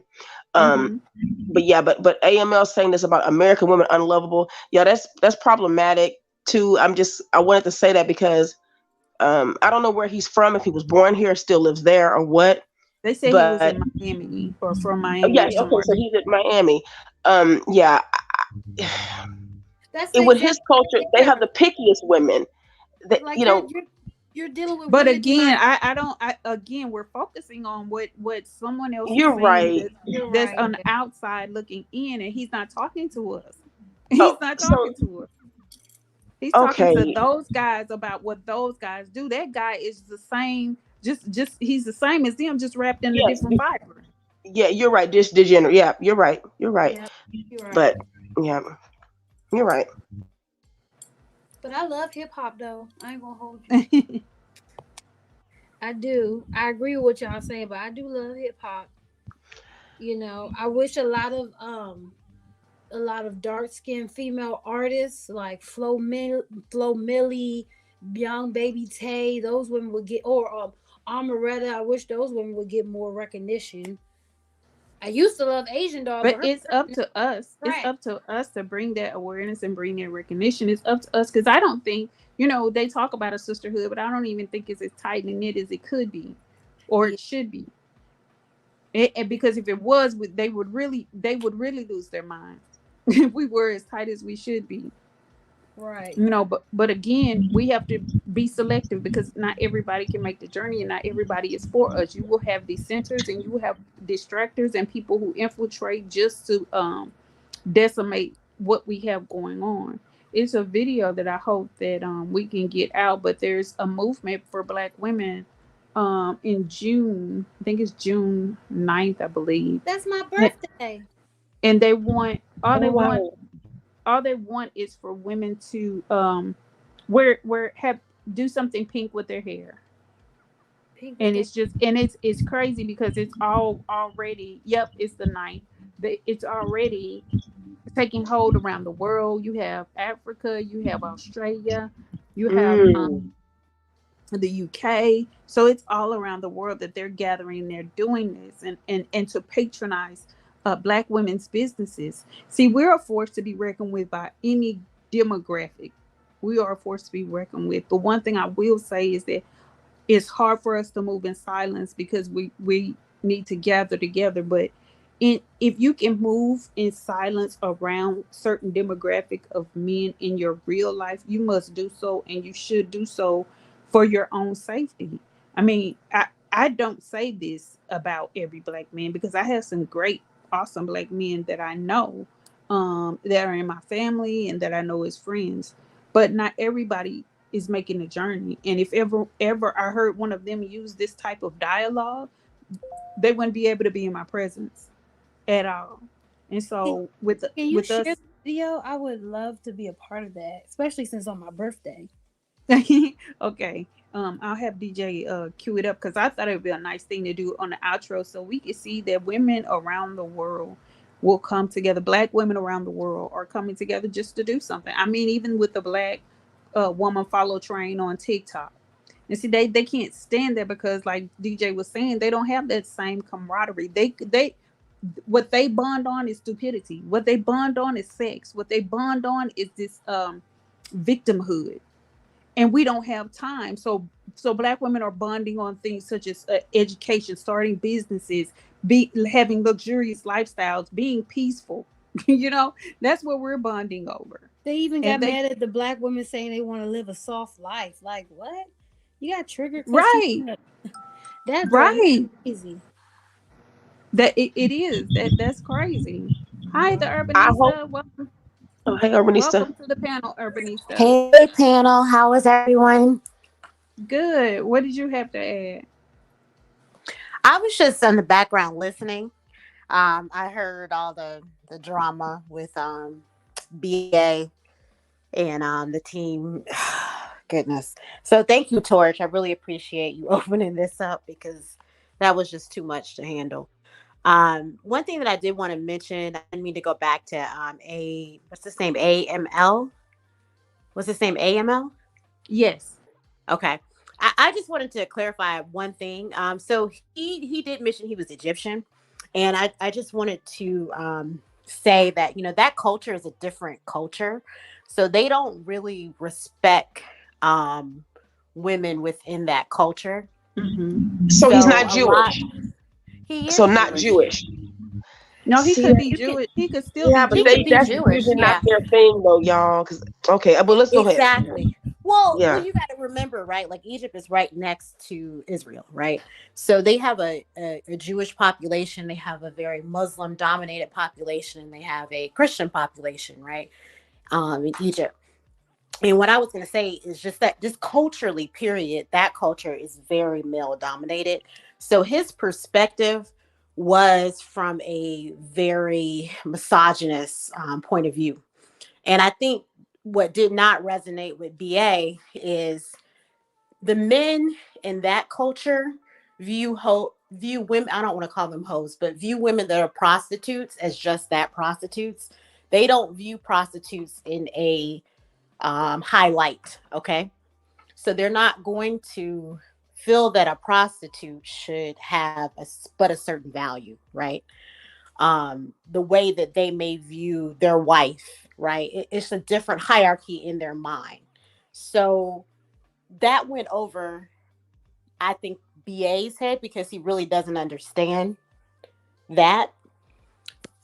And I just wanted to make sure that was clear to the ladies because, yeah, he was absolutely disrespectful, very racist. There was a lot to unpack with that man. But the key thing that I think he was trying to differentiate is the fact that he really does not have any respect at all, quite frankly, for women. That's why I thought it was stupid for them to be going back and forth because they're the same type of people. They are. They absolutely are. Yeah, they are. I completely agree with you, Gemini. Yeah. And sadly, the failures and the unprotectionist nature of some of these guys is what makes women that vulnerable to even be prostitutes. See, it's still where we look at these guys, or the culture has, even this culture here has promoted them to where they get to decide what woman has value or not, when they are literally led by sex and their organs. And they, again, women have way more control, but a woman who's vulnerable like that, it's so sad that that a man gets to put value. A low life man can be like, well, his wife has more value than a prostitute, but he's still a low life and he's still doing the same things with the prostitutes. But somehow the woman feels her value is higher because she's not been reduced to having to, to sell herself. But it's the failures of society that even put a woman in a child in that vulnerable position. No, that you're absolutely right. Yep, you hit the nail on the head. And one thing I want Black women to be aware of is these emotional manipulative games that they play. They try to it's oppositional conversations. Everything that they do when they talk to you, it's never anything. You're not even having the same conversation. That's first and foremost. Just understand you're not having the same conversation that they're having. And so when you get into these conversations with them, you get into them with good faith and you project that good faith onto them. That they're not entering any conversation with you with good faith. The purpose of them entering any conversation on these platforms is to get you in a place where they can have that. And it's funny they call us hyenas, but they're the real hyenas because they have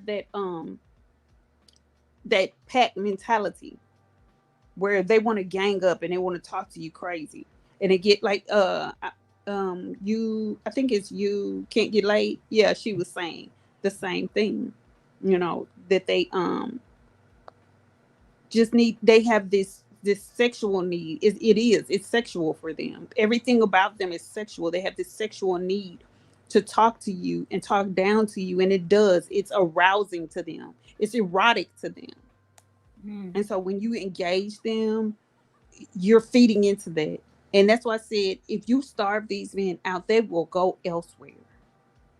So starve them out, even online, even when you're commenting. Don't react to them. Don't even acknowledge their existence. Creative. Yes, can you hear me? Yes. Hold on, let me go out and come back in because I'm hearing No, stuff. we can hear you. Can you hear us? Oh, she left. Maya. Hey, and adding to that, there's scavengers too, like a hyena. Gemini, your field probably is in this realm. Tell me, projection. Projection really is that real? Because I know I've thrown the word around a lot, but is it natural for people to project? Yes. I mean, we do it So all the when time. We do so it all when the these time guys, because we go have ahead. this expectation of people sharing our beliefs, our aspirations, our hopes. We when we encounter them, and it's with good faith that we do that, because we want to see the best in everybody if we are healthy and whole. So we project that onto other people, and that's a lot of reasons why Black women get into relationships that aren't beneficial, or that end up being very damaging to them, because you're thinking you're working on the same playing field as the person that you're involved with, when really you're just projecting your own goodness onto them that they don't hold. And so So what about the opposite? I'm talking about when the the guys opposite will can, say, well, yeah, like when yeah, when he said it's very yesterday much. that we're destructive, that Black women are destructive and stuff. I mean, literally, he had just heard all this negative stuff that was true about what Yes, these Black men have been doing. He was projecting and trying to emotionally manipulate people. And the thing is, it's gaslighting too. But that we're not seeing what we're seeing. That when we hear stuff on the news, we're not hearing on the news. When we see the statistics, we're not seeing the statistics. When the FBI is reporting these things, we're not seeing what they're reporting. Of course, everything they do is projecting, because they only see them. They only see the outside world through their lens. They don't have Okay, so if he's they're guilty, one dimensional. They're one dimensional in their thinking. okay, so my question is, if he's really the one who would use and manipulate someone, is he projecting what he would do onto you? Is like basically Yes, he knows that that's him? That's what I'm. yes, yes. Okay. I mean, it's biblical. Out of the issues of the heart, Yeah. the mouth speaks. Thank So okay, yeah. thank you. Yeah, thank you. Who else is on the panel? I don't want to leave anybody out. I personally don't think the man was racist. I was just listening to what he was saying, Cause sorry y'all, I picked on the ad. I respect. It's just like those Southern whites. I respect them more because they're upfront and honest. I hate Hmm. when the other races smile in our face, but subtly do racist stuff behind our back, making you look crazy. So I would rather you be in my face about how you feel about me, so I can move accordingly. You understand what I'm saying? And what he was saying was definitely true. No, I love J people. Most of them are awesome. I'm with, because I work in Beverly Hills, so I'm with them all the time, and a lot of them are awesome. But a lot of them talk to me crazy. A lot of them will try to cheat and lowbrow a copay when they got money, and it's crazy. And I had to say one of them, do you love our clinic? Do you love what I do? Do you love our space? They said, yeah, we do. So why do you feel like you need to lowbrow the payment that it hurts my feelings because I like you. Like I had to, like, why do they do that? Like, that's so not cool. So what he was saying, I definitely seen and experienced and heard from other J people and white people on how they see about us. But it makes me just say, okay, I'm gonna move differently around you. Yeah, I think what he said, I mean, let's be honest, we say some of the same things on this panel, right? So Yeah. what he said, it wasn't so much that what he said was not did not apply. I'll put it that way. And he did say that it doesn't apply to all black people, right? I think it was just one thing that I think it was the truth, right? That kind of phrased it a certain way. And I think it was the way that he phrased it that stung me, right? That was hurtful, similar to what May said. But I agree with you. He did speak a lot of the truth. And I kept thinking to myself every time I heard BA, I said, man, this is exactly why we don't have any money. This is Mm-hmm. exactly why we don't have what we need to have in our communities, because we're not even thinking about this the way that we should be, the way that you should think, right? When Mm-hmm. you're thinking to be a fiscally responsible person.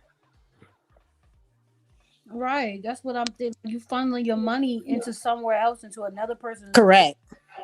But then talking about competing when your Right. own people are behind, but you want to funnel your money into this, you're Right. basically proving this man right. He did. He did. And that's what was so sad, because honestly, him and Flint, we don't expect them to, but they just didn't even get it. It just Didn't totally went over their head. Uh, even they so triggered by the words instead of listening. We gotta listen and take it in. Yeah, it hurts. It can. The truth hurts. We all know that, but you gotta listen to what he's saying. Just don't listen to respond. Listen to understand and receive. Welcome, Andre. What do you have to say? Hey, do y'all hear me? Everybody hear me? Yes, we can hear you. Oh, okay. Oh, well, that worked. Okay. I was giving up panels from Lent too. 40 days of no panels, and I was just interested on what's going on here. Um, but what I was gonna say was, and this is to the women, because I just wanted to shed some light because I know there's very smart ladies that are on this panel right now that are going to understand what I'm saying. These type of men are using every single thing against you. First, it was white women against black women, and they saw it, you didn't care. Then they want to do light skinned women versus dark skinned women, and yet again, they saw you didn't care. Now it's um, what was it? Now it's the whole passport bro. They're using women overseas against American black women, and they see yet again, y'all don't care.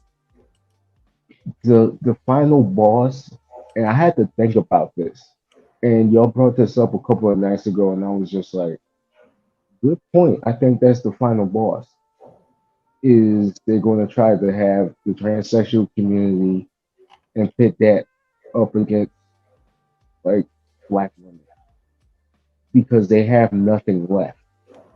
These guys, Flint plays victim everywhere he goes. He plays victim. BA, he thinks he's the smartest man in the room, but he says the dumbest thing. These guys want attention. These guys are nothing more than children. So a children is going to get attention, especially from those that they think don't want them or they claim don't want them. I've never seen men talk about women as much as these guys do, instead of, like I said, using the manosphere, using these things for a positive thing, which you can use it for help, for men's help, for trying to get these young men, young brothers out of gangs, for trying to get these young brothers out of, trying to get these young brothers to treat women better, for getting these young brothers to learn more about education, to get a job, to get better jobs, to do all this type of stuff. But instead, they just use it for like hurt, for just fake hurt or fake outrage because a woman doesn't want them. It's rejection. We all suffer from rejection. Grow a pair, do some push-ups, grow up, and move on and keep it moving. But you gotta understand these type of men aren't going to listen. They want attention, good attention or bad attention. It all reflects on them in a good light. So that's all I wanted to say. That's what I wanted to say, ladies. Y'all have a good evening.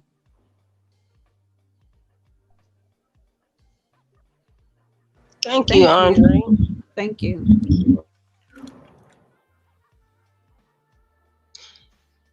Gemini, okay, I have a question for you and the ladies, and for DJ Torch. DJ Torch, you still there? Still here. Okay. First, I'm gonna ask. Let me ask DJ Torch this question. Because I know that someone. Okay, let me just ask a question. DJ, are you like shocked and sometimes hurt? At the revelations, that you feel like, okay, these are still.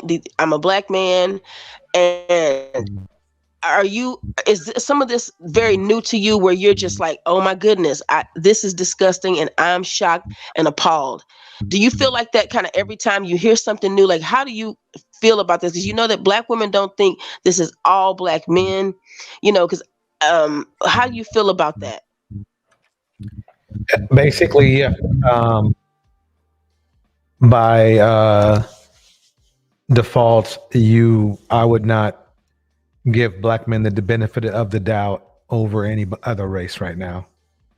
And I say that right now because who knows? I like to have hope. Like to have hope that things will change better. But the way that the majority of the black men I see, especially online, their responses and their goals, it's best you just focus on doing you right now, ladies. Just focus on that. The thing is that there's nobody online worth running after. I can tell you that, at least online. And the unfortunate sad thing is that a lot of the online people, they reflect what's offline. So I don't have much of a much hope. I mean, the thing is this, black men, the last thing we need to be thinking about right now is sex. We need to be focusing on building back a community. But they don't even care about the community. We saw what BA said, right? We saw what Obsidian said, right? They just don't care. So, that believe it or not, if anything, Obsidian gave me more proof than I wanted that the community of black men is in more serious trouble than I would hope they were. I mean, look, Obsidian said he was down for himself. All of hip hop said they were down for themselves. BA said he was down for himself. Well, how much I'm running out of arguments, if you see what I'm saying? And that's why, I'm running out of arguments. Let's put it that way. There are no excuses left for black men right now. I'm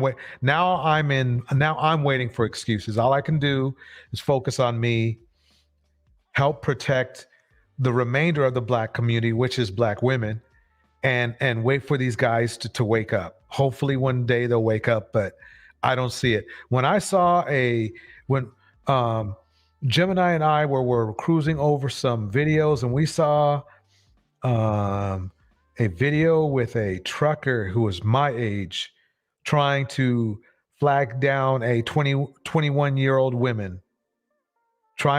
He was on a Kendra's show trying to get a 21-year-old woman. He can't make it up. And the thing is he's got to know that everybody in the country is going to see him. And he still had no shame. But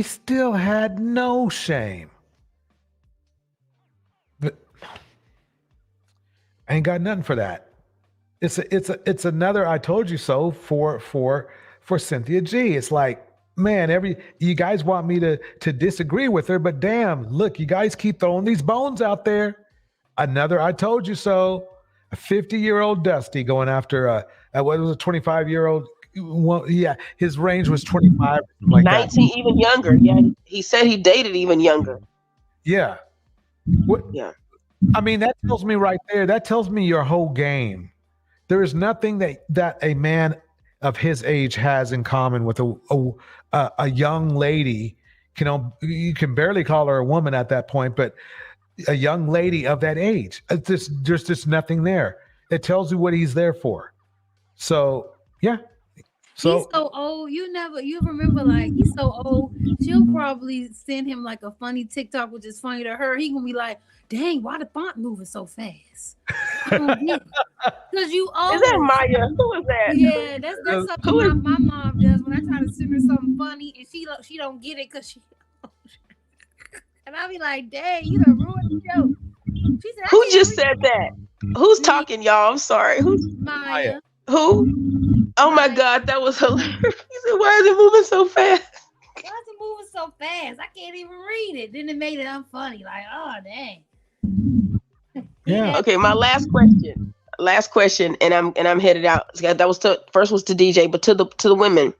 About 2 weeks ago, I was on a panel, and one of the women said she was on and talking to one of these horrible dudes, spouting his stuff, and she said that she felt that the problem is that Sinji's content is hurting Black men's feelings, and that it's really not helping, and it's causing their esteem and stuff to go down the way they feel about themselves.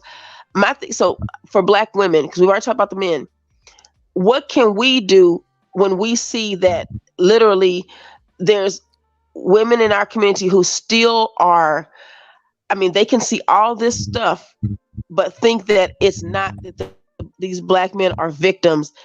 What do we Melinda, need to address as far Melinda, as, go Pray ahead. for him. Pray Yeah. for him. Melinda, what do I Okay. always say? What do I always say? Everybody won't make the journey. You Just did. You do. keep it moving. Stay focused on your mission and don't look Melinda, back. Just pray for him. Melinda, Yeah. go out and come back in. I think your phone's acting up again. Okay. I'm Can't with save Gemini. everybody. Yep, I'm a Gemini. Let them go. I mean, it's the same, what a We lot got of 3 brothers say. Gemini. Yeah, yeah. I mean, some of these people, you can't bring them on a journey. They can't, again, going back to peso, low IQ. How are you going to bring these people on a journey, Right. Every race got the degenerates of their race. So, Mm-hmm. and the other races don't even think about them. They just let them do what they do. So we got to pray. I say pray for them. Mm-hmm. You know what I'm saying? That's all you can do. Saying is lowering their self-esteem. First of all, it ain't for you. It's for women. It's to help women. It's to inform women. It ain't Mm-hmm. for you. Well, Dang, it's girl. not even if their feelings are hurt. Again, this is what I always say. If you go somewhere, now I can see you being triggered initially, but if you go somewhere and you're hearing this type of stuff and you know that it doesn't apply to you, there's 3 things you can do. You can stay and listen. You can turn it off, or you can accept that what they're saying is the truth and change. So nobody is forcing you to be there. Like none of the stuff that these and I was like May, I was like, what is going on? Because when I came into these spaces, I was naive in thinking that I was going to meet like-minded people. And what I found was it wasn't. These people, I can't relate to them at all. My experiences are so completely different from theirs. And so when I started really listening to them and seeing what was going on, I quickly moved out from that section that they were in. All of us, and that's the thing, we all like a good train wreck. I'm not gonna sit up here and play like sometimes I don't watch a little foolery because it is funny, but to incessantly consume that is detrimental to you as an individual. It's detrimental to you propelling forward. And it should always be a balance of you watching something that's really, really good and really, really fruitful and it speaks to your ambitions and your dreams and your goals, as opposed to consuming yourself with a lot of foolishness. That's why when certain people brush the panel, if you don't know, because see, a lot of people like to call me a tyrant, and I really don't care. But if you don't know, I will put myself in the back, and I won't engage. because sometimes you just have to take yourself out of situations. Sometimes you just have to remove people from your presence, and the best way to remove people from your presence is for you to leave. Not expect them to leave, you leave. And so everybody won't be able to make the journey. Those women are on their own. If and now what I'm saying now, when I say that, I'm not saying that you don't try with them. If you see that there's something in them that is moving towards that, then you can work with them as long as you feel is reasonable to you and doesn't take anything away from you. I have a question, not to steer the topic, and if DJ want to do a separate live on this, that'll be awesome. How do y'all feel about Cardi B talking about the chicken boy and the black dude that be going in food places? Have y'all heard about that? Saying that they basically doing like I don't pay show. attention. Yeah, I don't pay attention to her, or I don't pay attention to a lot of them. Especially y'all her. should get it's really Cardi B not that. She a Libra, so I'm sweet on her. So I'm sweet on Libras. I'll tell you what. The person I love most in life is a Libra, and that doesn't change anything for me with her. We vibe good. Geminis, Libras are like I've never met a Libra that I didn't fall in love with. You know what I'm saying? Never, ever. And if I did and argue with a Libra, I'm like, you're a Libra? And we don't like each other? Okay, there's something going on. Because I love, like, my best friend is a Libra. And that's my ride or die. I call us cake and ice cream. I'm ice cream and she cake. Like, but TJ, if you wanted to do a live on that, it's really interesting. And I would love to get the y'all say y'all don't care what she thinks, but the topic of the men is very interesting. I was extremely embarrassed as a black man. Let's put it that way. Yeah. That's the guy that they eat the food and they dance around. Yeah. Like, you know what I did see. I think I watched it over here. Yeah, I do have it. Believe it or not, I do have it queued up if we want to play it. But let me play this one first because I want you guys to see this. Once we start getting in our 30s and our 40s, we realize that, man, we wasted a whole lot of time over nothing. Got it. So here is a bonus reason as to why the 90-day rule doesn't work. If you want to see the full breakdown where I give 5 different reasons why it doesn't, make sure you check out my channel, Melanie King Official. The video is right there now. But this is going to be a bonus reason. And it stings a man's ego and his pride. It is basically telling a man for 90 days to be sexually rejected by a woman. Oh my God. Did you just say a woman waiting an appropriate, not too long, but a decent amount of time to determine whether the relationship is going to work, to determine whether they actually get along, to determine if the chemistry is there, to protect her body and get to know his intentions and for him to see hers, that is a form of sexual rejection?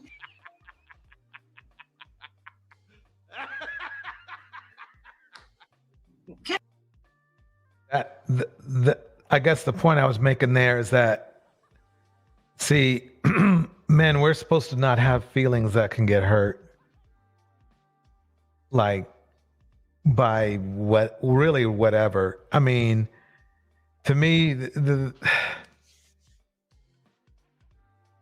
it's crazy that they have that guys respond to this. Instead of what they should have told Melanie is like, hey, I can handle myself. Don't worry about me. That's what they should have been saying. But they're saying, oh, yeah, she was trying to hurt my feelings by, not being a hoe. You see what's funny? They first say that they don't want to, they want a traditional woman, right? Well, traditional women wait until marriage. Right. But then they turn around and now they have one of their queens of the manosphere saying, defending men, saying, don't make them wait. You can't make this stuff up. It's not rooted in anything true. It's rooted in degeneracy. And that's the thing. And she will put herself out there to do this, to say this. She won't live by those. She won't live by Yeah, those. she doesn't. And Black women, I just think that we need to, I think, focus on ourselves, but also protecting things, and calling out things around us that are hurting us, putting it on blast. We need to start doing that. Every other group has something that, speaks for them, that they won't allow, because this is too much. I mean, this is dangerous what she's even saying. It's ridiculous. I don't even take her seriously. I don't even think that she believes what she's saying. So are None you of going to it. tell your daughters, your beautiful locked hair daughters, that if they should just have sex with a man on the first night? Like, come on, girl. You wouldn't even tell your daughters that. Stop. Even Steve Harvey doesn't believe that. I respect the hustle. Exactly. I was I just thinking respect that, the Melinda. hustle. I was just thinking that, Melinda.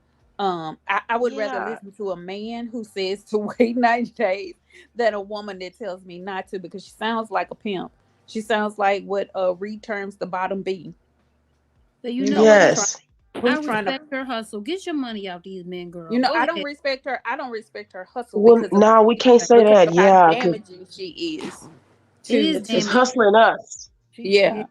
But Yeah, it's I can't respect ridiculous. that. I can't respect anything about that. The only thing I can say is for her to run the guy's pockets. That is the only thing. But as far as her being detrimental to women, that's a problem. Oh That's yeah, a real big problem. I meant like getting the money, these super chats from these guys, just because part of me don't think she believes this stuff. Like, do you? Well, She doesn't. I would really love to see why her husband divorced her.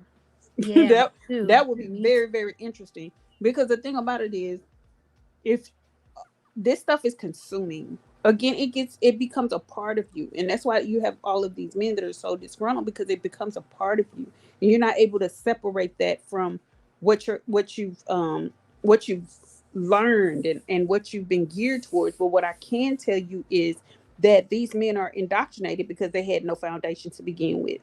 See, when you have a foundation, you might get sucked in some things, but that foundation will drag you back to your baseline, to where you belong. And you'll say, wait a minute, this is not me. And you'll move away from it. But because there is no foundation, they flock to this type of thing. Because it's just incredible that Black women have, that's why they don't think that we go through the same things that they do, because it doesn't affect us in the same way, because we're able to compartmentalize. We're able to see that to achieve our goals, we have to move forward. We can't keep moving backwards. Now, I'm not saying that it's true for all of us, but it's true for a large part of us. And so they don't have access anymore to these type of women. They're disgruntled that they don't have access to us, and they defer all responsibility again to Pookie and Ray Ray, and say it, and they continuously tell us what we wanted when we were young, because that's what they did when they were young, and they knew they got a lot of women. But that's never been me. And I know a lot of women who never wanted a thug. That just wasn't their thing. I loved a nerd. I've always loved a nerd. I loved the quiet guy. I could spot a quiet guy across the room, and I want to talk to him before I talk to anybody else. So, everything is not applicable to all of us. And so we shouldn't allow anyone to project that onto us. It's emotional manipulation. And all of these conversations are oppositional conversations. They just want to get into an argument with you, no matter what it is, about whatever it is. You can say it was sunny and bright today, and they'll say, well, in Africa, when they're in the United States with you, and probably in the same state, but they want to talk to you about Africa, which is not what you were talking about. So they do this often. Welcome. Who is it? Is that, are you still up, Andre, or is that strumming? That's Alexander in the bottom. Oh, hi, Alexander. Hi, everybody. I'm sorry I wasn't here for a couple of the.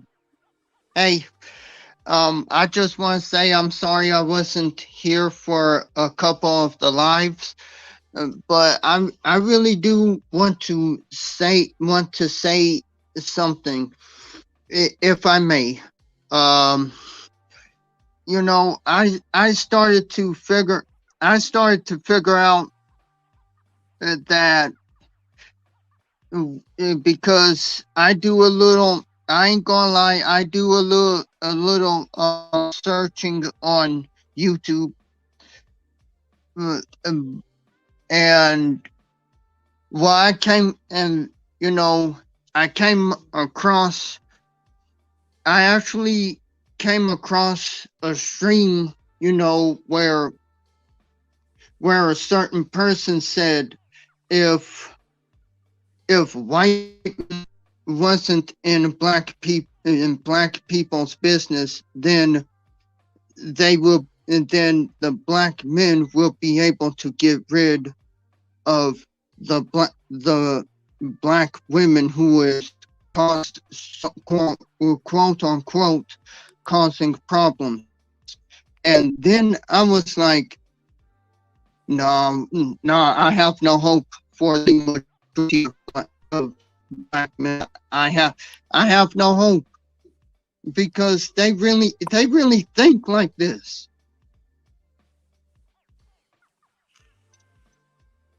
You're right. You're Yeah. right. And some of them you just can't. You're not going to change their mind. You're not going to change their way of being. You're not going to change their way of thinking. And this is why I always say it's imperative that black women watch their surroundings, watch who you allow in your presence. Not everybody around you is for you, and these men will get around you and purposely try to snow you to harm you. So it's imperative that you're on your guard, and that you carry whatever your state allows, and just be mindful, because these men are out here and they're damaged. Anytime a girl, a young, well, I don't know how old she was, because she was also in the military, but she walking down the streets of New York, some guy is stepping on her, and she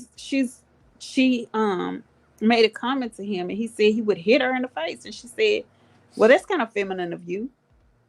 And he goes and he asks another dude if she was with him. And he came back to antagonize her again, and he said, "Don't. If you say it again, I'm gonna hit you in your face." And I don't know why she said it again, but she should be able to be free to say whatever she wants. He hit her, and hit her hard. So another black lady that I think she's an Olympian. Not sure what she's. I think she was in the Olympics. She was in New York, minding her own business, not even talking to anybody. She didn't say anything. This guy came up and hit her with a pipe in the face. That was in LA. That was in Was LA. that in LA? Yeah, because I read that story, and that made me very fearful. It was a homeless man. That was in LA. Yeah. And the same man did that to I think she was Asian. I think she was Chinese. They did the same thing to her, and they let him out off of. He first did it to the Asian woman. They let him out, and then he did it to her. And it made me I had the opportunity to move downtown. I said, I'm not moving downtown. Oh no. Yeah, that was in LA. That was very sad. They're out here just putting their hands on random women. Boo, you got an accent. Hey, Asian babe. Hey, I'm on my sellout game right now, so I got see. this hat on. Look, no, you got an echo though. Oh God, sorry. It's all right. I just have my desktop speakers and my microphone together. Maybe that's why. Oh, sorry, I'm just gonna be in for a little bit. I'm just really tired. Okay, well, good to see you. Oh, same here. That's our guy right there. That's our guy. Did you have anything you wanted to add, Anthony? No, not really. So what's the topic basically? Well, personally, I wanted to get into this. I had a question. Well, he has years right now, but we were talking about. There's still an echo. Okay, hold on one second. I think he has a tab on. Hold on one second. Yeah. Okay, that's better. Is this better? Hello, hello. Yeah, you good. I hear you. But I wanted to get into this because part of me did agree with what she was saying, but then when I watched these guys' videos, I was like, whoa, this is too much. Because I didn't watch the men's videos before I heard what she had to say. And I was like, yeah, y'all want them to be hood dudes? I was like, yeah, I see. But then when I clicked on their stuff, I was like, because at first the buff guy, he was just dancing randomly, like in places. And before he did food, and I was rocking with it. He seemed happy. He was dancing, buff guy got rhythm, you know what I'm saying? But this with the chicken, and they was like, it was. What happened, y'all? I think I remember this guy, but like, what's the issue about him? Because I think I know he dances in restaurants and stuff. Like he'll eat. Like what was the problem with him? Can you play it for us, DJ? But I wanted to get this thought and idea out because I've been contemplating not even speaking on this. And then I was like, you know what? I feel like there's a bigger conversation here for Black women. And I just want you to see some of the dynamics surrounding this topic of grooving gorilla. I'm sure you've seen him. He's the guy he's a big muscular dude who's dancing around, and he has upped the ante. But you know what? Before we jump into what the video is about and all of that, let us go ahead and get live on these other platforms. So I just need to go ahead and grab the link, send out the text to the text notification squad, because we are going live extra late. Can you fast forward past this part, DJ? Interesting. History of Blackness, gatekeeping Black. I'm going to show some video footage of him. Don't you worry, right? As a matter of fact, you know what? Let's get right into the heart of the matter. Let's jump right into it. Without further ado, I just want to just show you all what people are talking about, why everyone is so upset.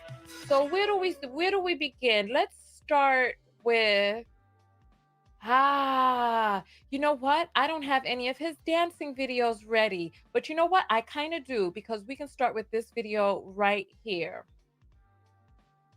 We can start with this right here. Let's get the Let's just, how do we do this? Here. You see this on the screen, right? I don't know if you all have seen, because this story is going viral right now. And so I had to talk about this because there's so many self-love lessons here for many of us. So let's go ahead and jump into all of this right now. DJ, click the screen and do 10 seconds, because Tanya talks too much. Mixer. You don't have to use the bottom. And he's dancing and just going on. Good job, you all, on sharing the videos, because the spread is growing larger, because you know the algorithm will feed this to the people that you share it to. So even if you have a person that you feel is not ready, share it to them, and YouTube will do the rest. Don't you worry, YouTube will do the rest. They'll do the rest. All right, so let's jump into this real quick.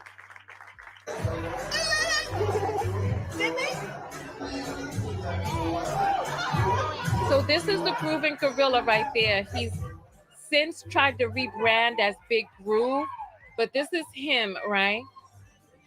And there's this new problematic guy. So look, so now they're chomping on chicken together, and he's dancing and just going off and acting the whole complete plum fool.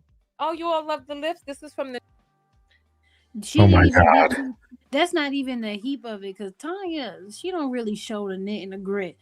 They also went around a whole group of a table full of white women and started dancing around them too. And that was really disturbing. This is enough for me right here. I can't believe it. I mean, this is what I was saying before. I mean, Black men, we don't even respect our own image. We don't respect our own image. Hey, can I say something? Absolutely. When I didn't see Tanya's video on this, but now that I've seen it right now, I'm like, what in the world is going on? Do Black men know that they're acting foolish by doing that? I mean, I'm a Black man, and I'm confused, and this right here is just... It's what it is. It's what it is. Y'all, but what? Well, okay, this is what my thing is. This, I'm shocked that everybody's offended. I'm not seeing the...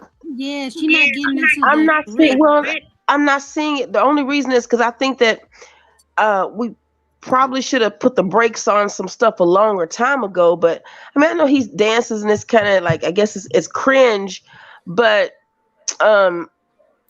what about this made people extra like, oh my God, I can't believe this. Like, cause he does this a lot. I'm not feeling it. I'm not seeing why everybody's upset.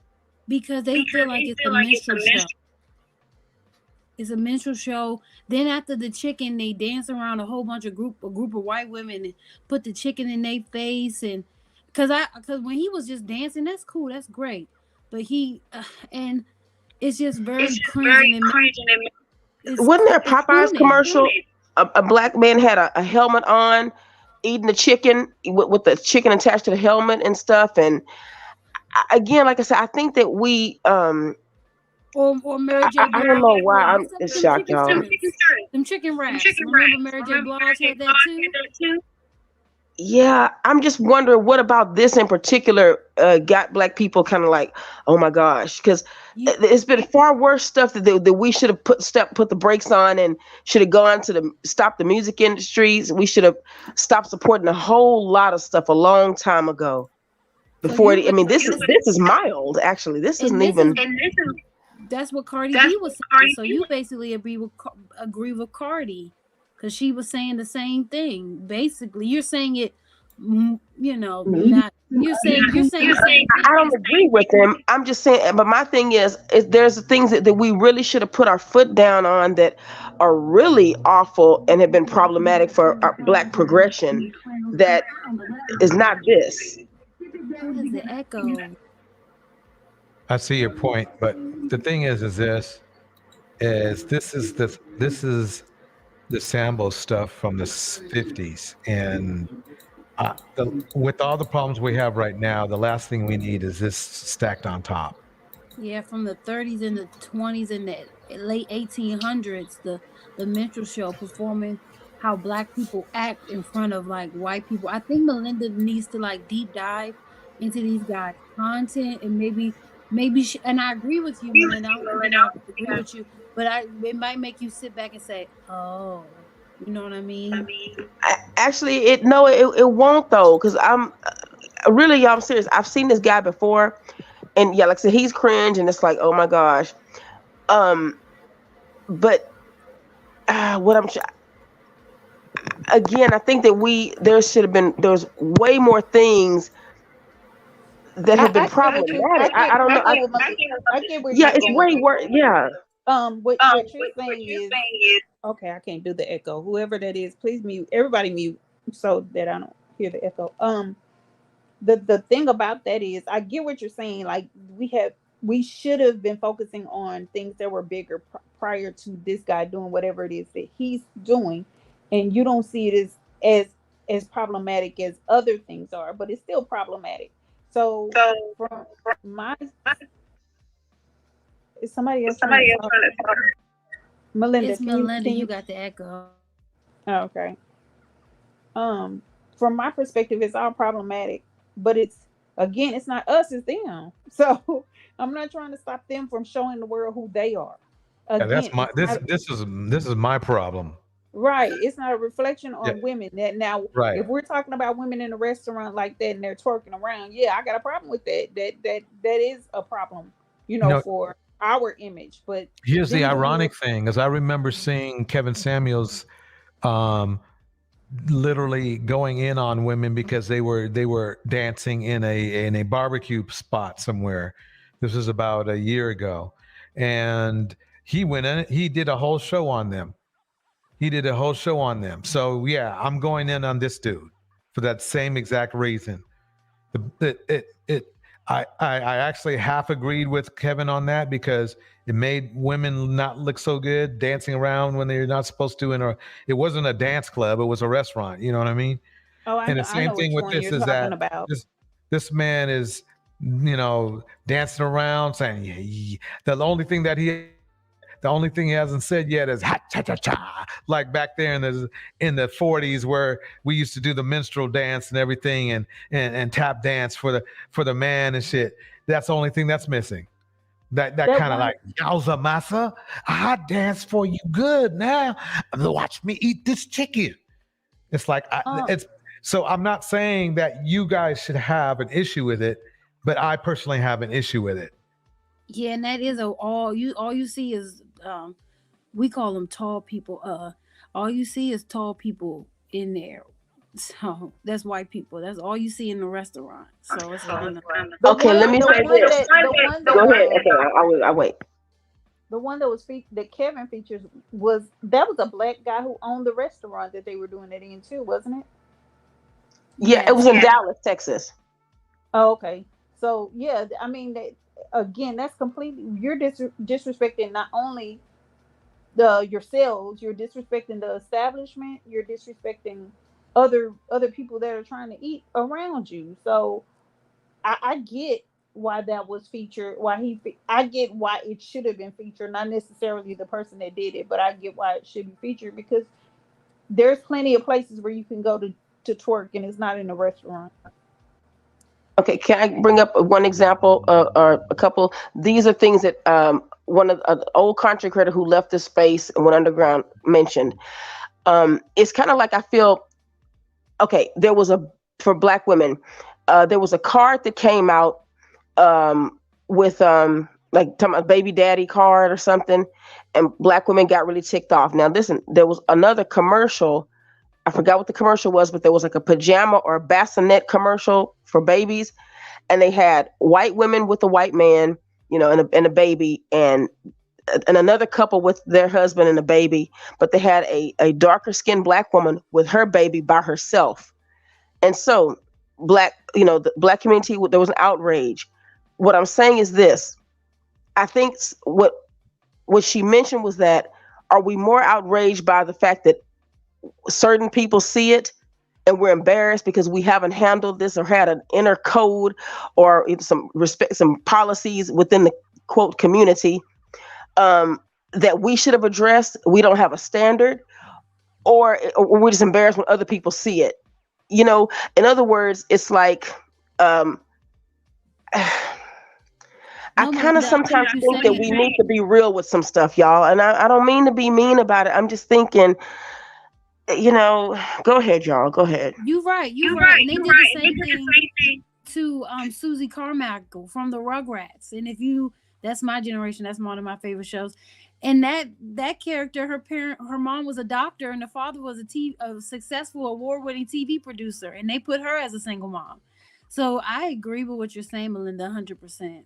Yeah, I see what you're saying. Yeah, I feel like let me read this comment because it's true.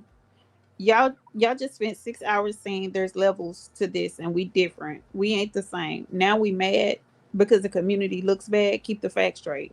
Who said that? I'm calling a spade a spade. I'm just calling a spade a spade. Yes, we got to be real. Mad because he did it, or mad because he did in front of company. Pick a struggle. Yeah, in front of company. Yeah, But they're right. Jay is right.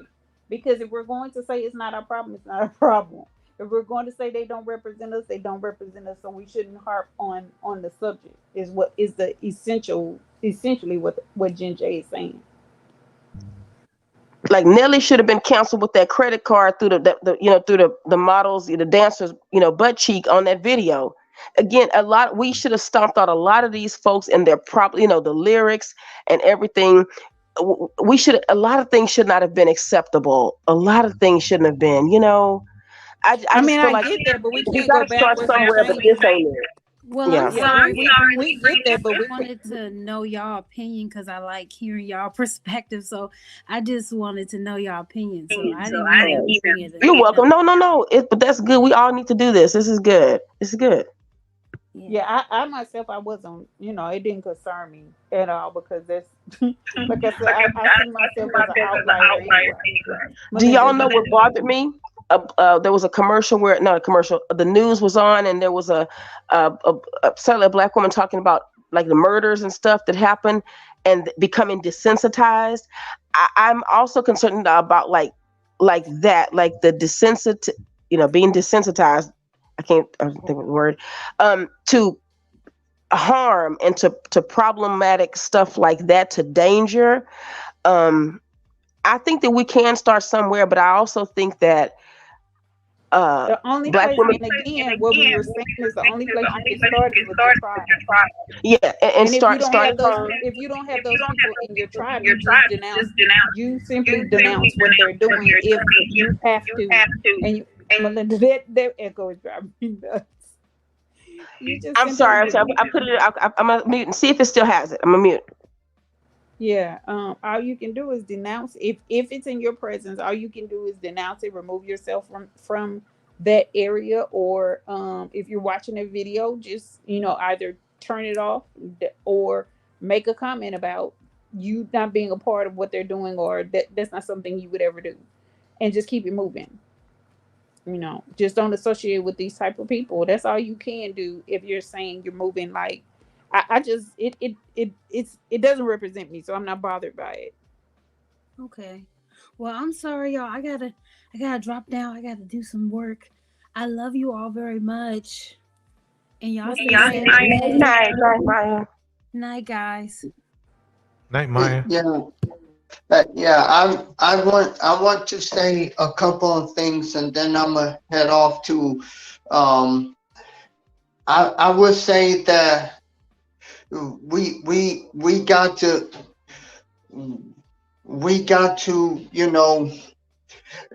warn black women, the younger black women, about what's going on in the black community, because it's obvious that you have black men that don't want that, are in the manosphere, that don't want to say that it's the fault of the black men because we're the leaders, but they want to push everything, and they want to put the blame. If it's not the white man, it's the black woman.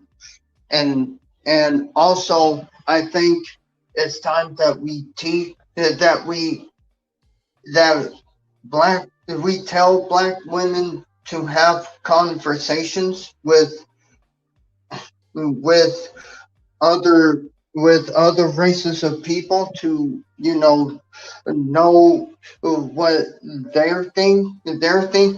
And also, I think it's about time to, if we have daughters, I think it's time for them to start finding,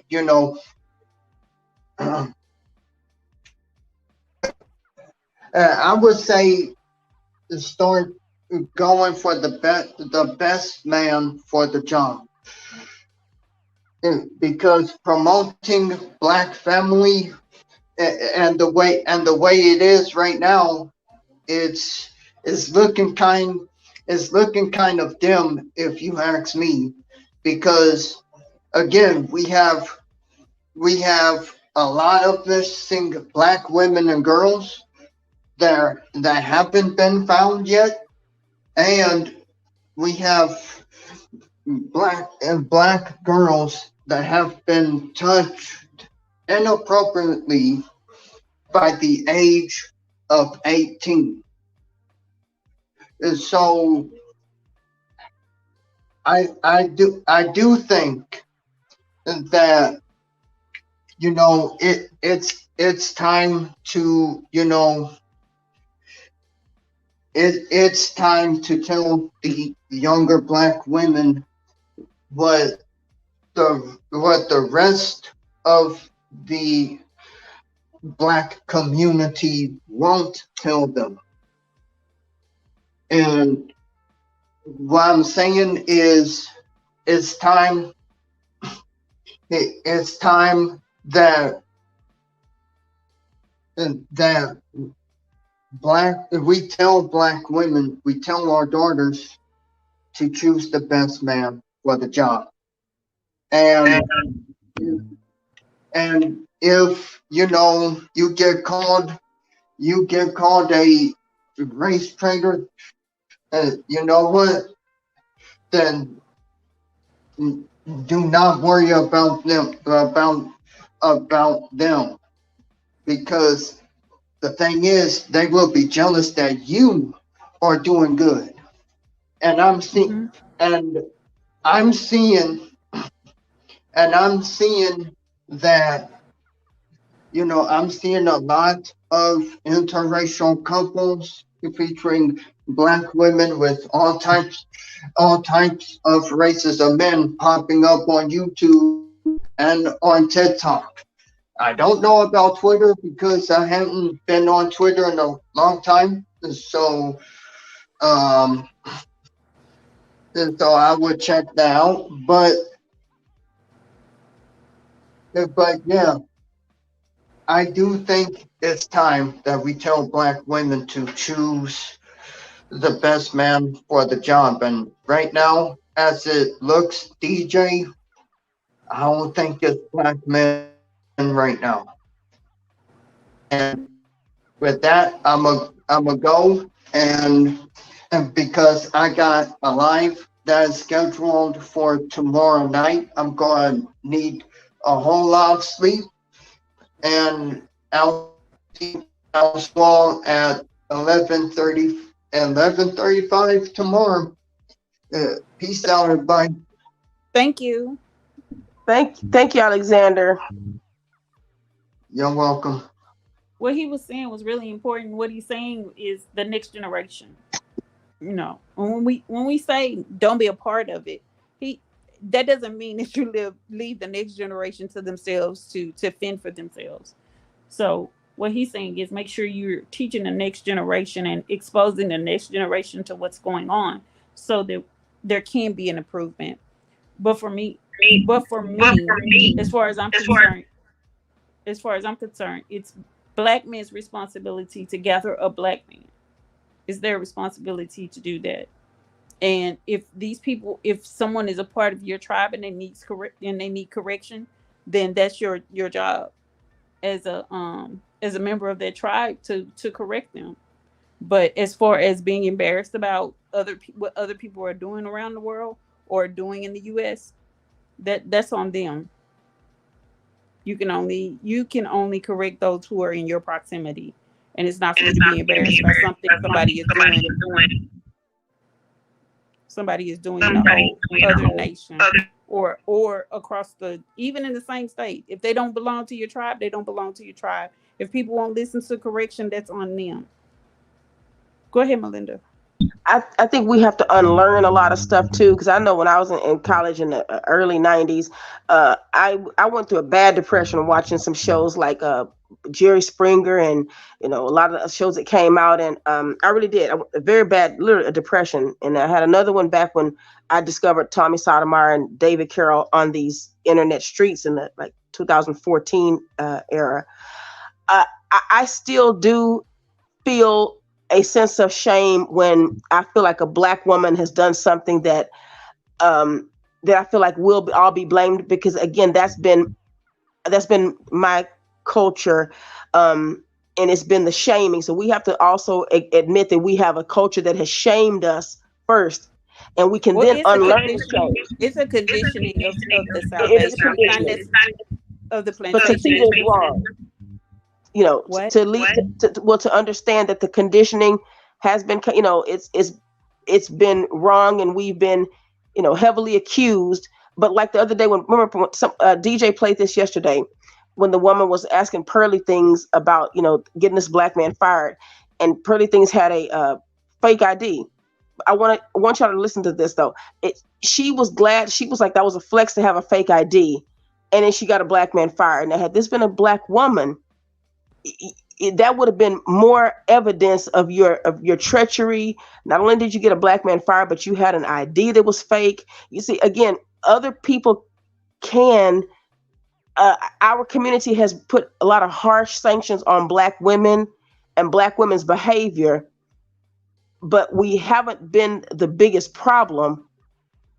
But yet, you know what I mean? It's like there's a lot of shaming stuff. And so I've had to work on that for years to let that go. I'm just saying we have to unlearn protecting men. That's the biggest thing. Until we learn that, then we're still going to be in the same place. Well, thankfully, I've seen a lot of.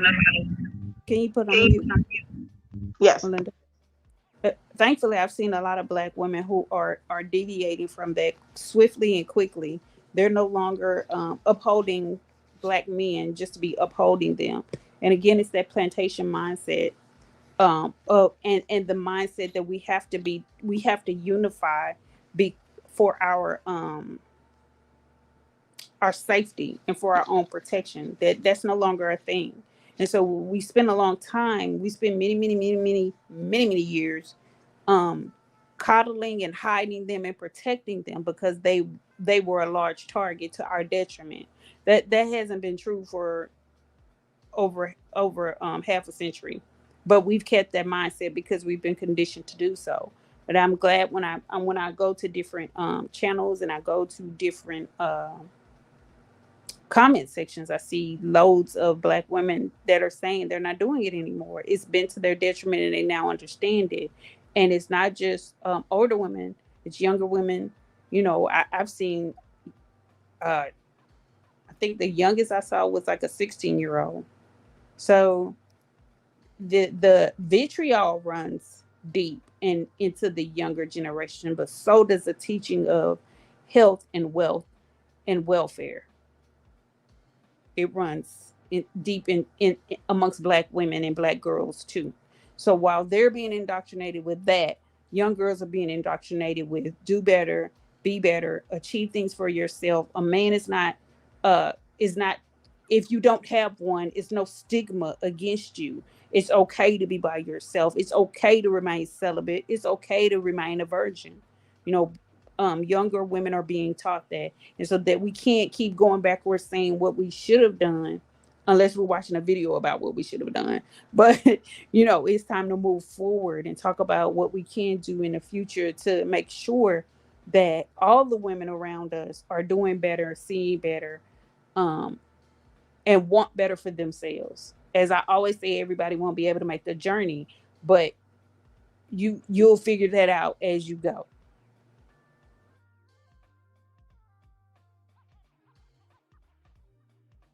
The nude pack. So this will be out in about 2 months. They are making them now. Well, production should begin this coming week. So just make sure that you're watching the videos when I announce when it drops. So yes. Thank you. I appreciate that.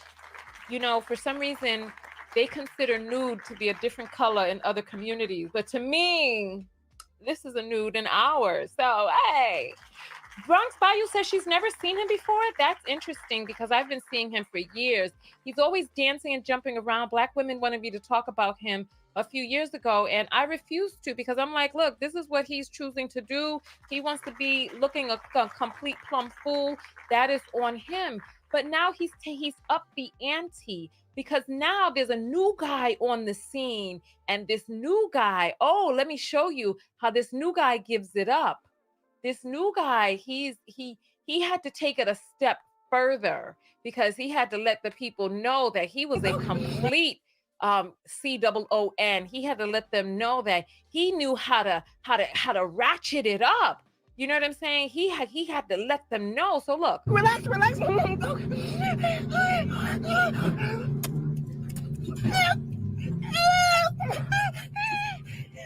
So I want you all to just contemplate what it is that you're seeing in the video. What are you seeing?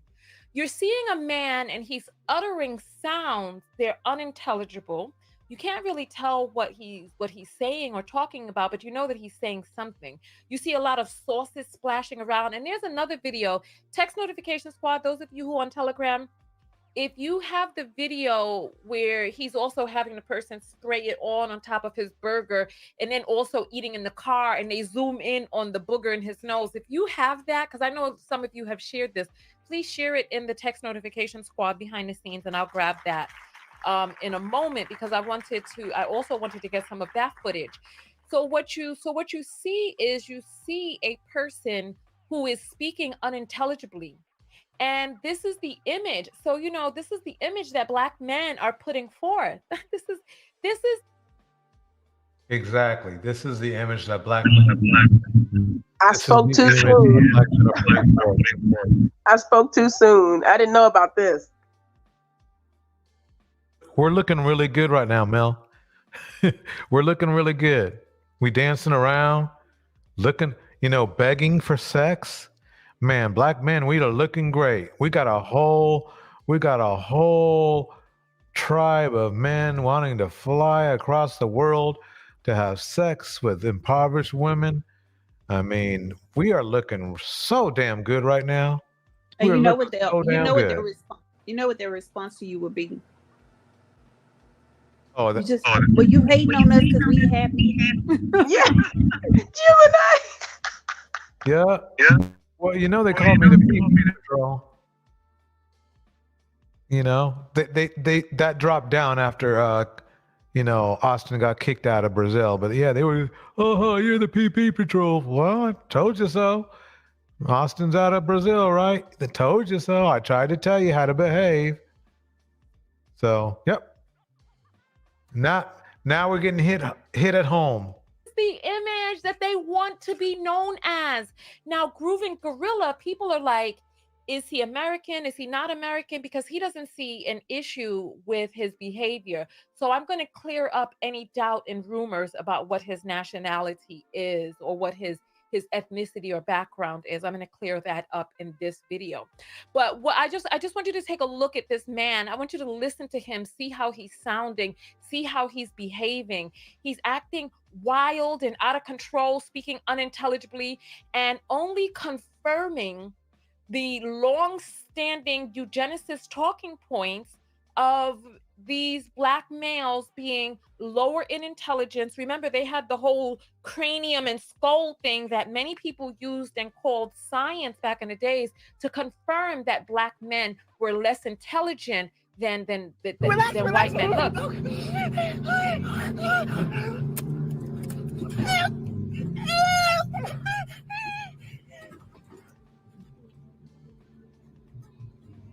So now he's acting food drunk. He can't control himself. He's just a big old N-word, right? He's just a big old N-word. I have to say this. Reminds me of how those Passport Bros be about sex. They be like this. This is kind of like a, that I can't say it. And they love it. They love it. They love it. I need somebody to send that video to me because that video it speaks volumes, right? So no. MP is saying this isn't black men. This is one black man.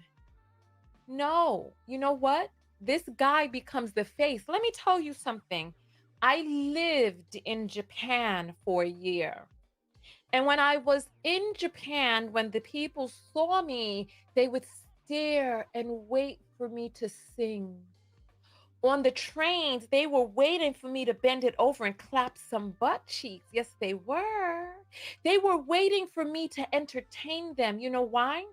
Because their introduction to black women, their introduction to black people was in music. Their introduction to black men was also in mass media news as criminals. And this is part of the reason that many people fear black men in different parts of the world, because of the ways that the image of you all is coming across. This is not just one black man.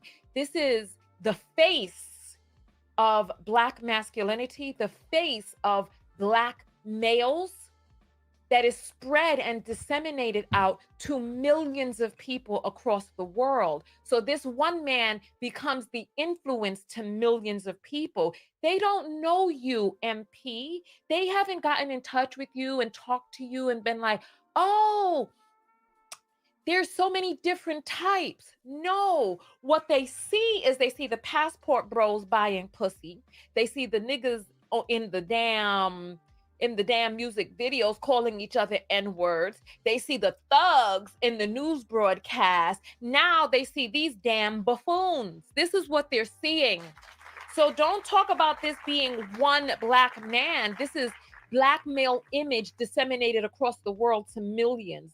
Let's continue forward. Here. Because there's more. Here we go. So this is Grooving Gorilla. I want you all to see, because he started out dancing. About the shark bite this right? So he started out with the dancing, but then he realized, look, he realized he could take it up a notch. Look. Shark bite.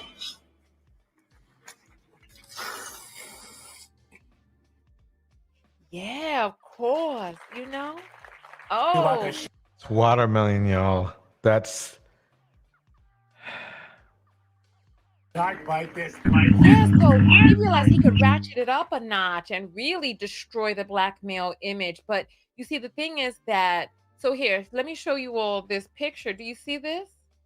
You know, let me put it this way. Let's say this picture in by itself, or this thing by itself, probably wouldn't be so bad if black men we were doing what we were supposed to be doing.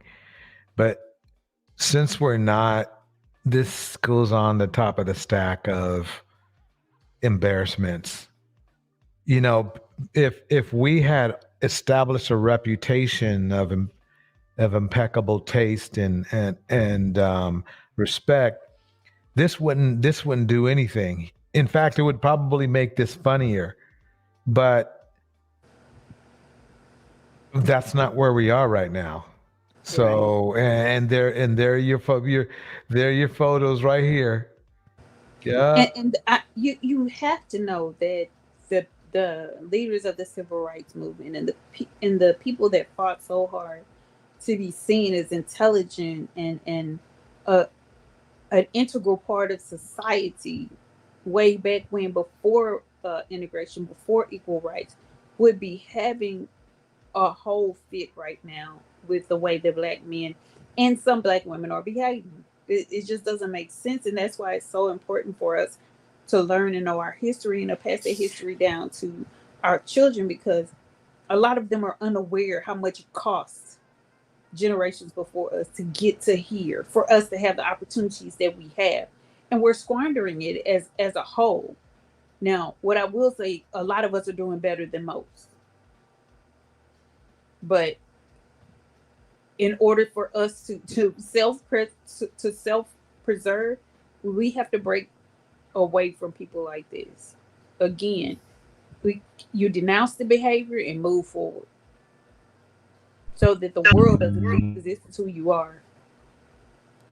Yeah, let's put it this way. I have some new neighbors across the street, right? And I'm like, cool, new neighbors. They brought the hood here with them. Just earlier today, I thought it was just somebody who was dropping somebody off, but somebody was doing, when they make those screeching sounds when you the screeching sounds you make when you're go to a car show, and they make When the they car peel go off. around in a circle. Yeah, when they peel off. They did that shit right here. I mean, couldn't have been more than 70 feet from me. It was the saddest thing to see. I was like, we have a mixed neighborhood, so I mean, luckily they didn't do it for long, but the fact that they did it at all was sad. I mean, it's not like this is a noisy location. So I'm like, oh man. Anyway, let me play this a little bit longer. oh, there's a lot of people who say a lot of things about me and my heritage and my background, right?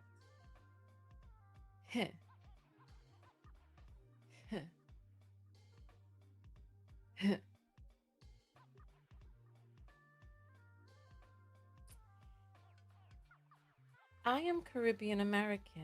I'm bicultural, right? Those of you who know me and you watch my videos, you know, right? My mother was Black American. My father is Caribbean. So they came together and made a beautiful young lady like me with Nigerian, Ghanaian, and South African DNA. Oh, and the combination is splendid. You see these cheekbones straight from South Africa? I think this is why I have so many South African fans, because they see me and they recognize their kin and their sister, right? My mother was from the dirty, dirty South. Jim Crow South, my mother's from. My mother remembered segregation. My mother did.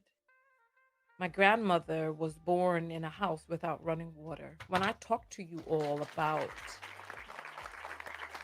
Black American poverty, I talk from a place of experience because I remember being a New Yorker and going down to the Jim Crow South and seeing these images.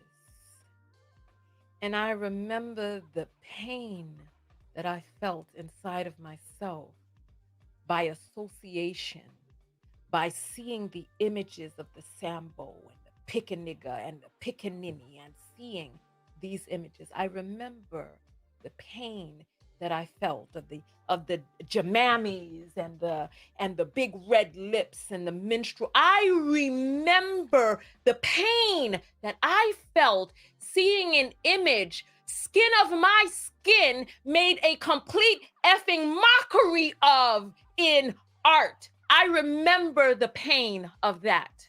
I remember the dish soap with the big old mouth and red lips that you put things inside the whole soap and over around the sink, and you put things inside its mouth, or you have it holding up a spoon or the little.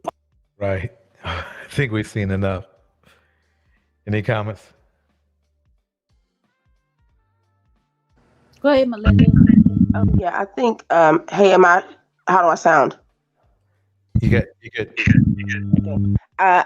I want to say this. I know what she's talking about, and to Tanya, most of us have Ghanaian and Nigerian ancestry. If we're descendants of slaves, we're mostly descendants of the Igbo tribe of Nigeria. Anyway, and Ghana too. So enough of that. I think that I want us to care about it more so from a sense of not the shame that I used to really have to carry. I want us to feel it from within, and not so much of how we look in front of other people.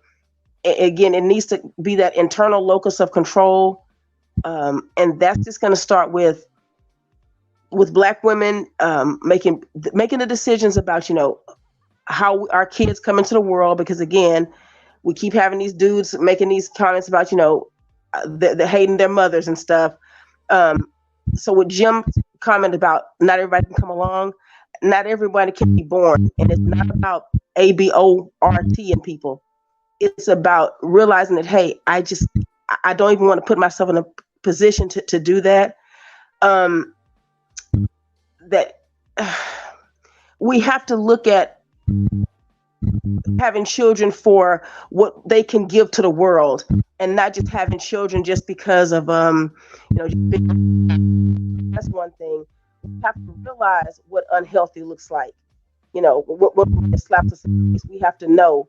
So a lot of stuff I have learned to give us somewhat of a break on, and that's just very little, because that's going away for a long time.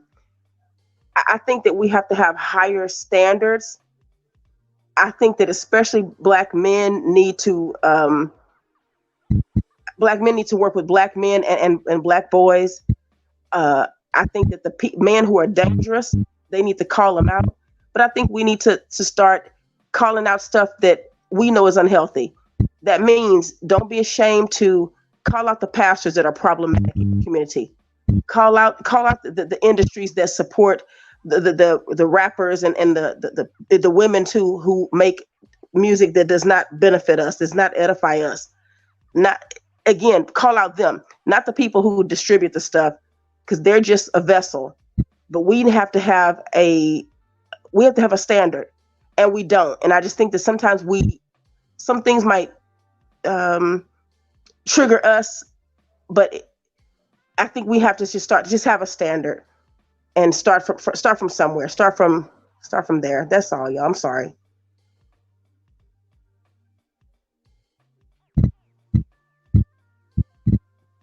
All right. We are going to wrap it up tonight. I'd like to thank everybody for coming out. Tomorrow, like to remind you, we are regularly scheduled tomorrow. We have a live tomorrow. It's going to be all about emotional health and physical health. You're gonna love the show. Um, this was a great show. This was a great show. I appreciate everybody coming in on the last minute. I think it was greatly needed. And everybody, I want you to have a good evening. Thanks again.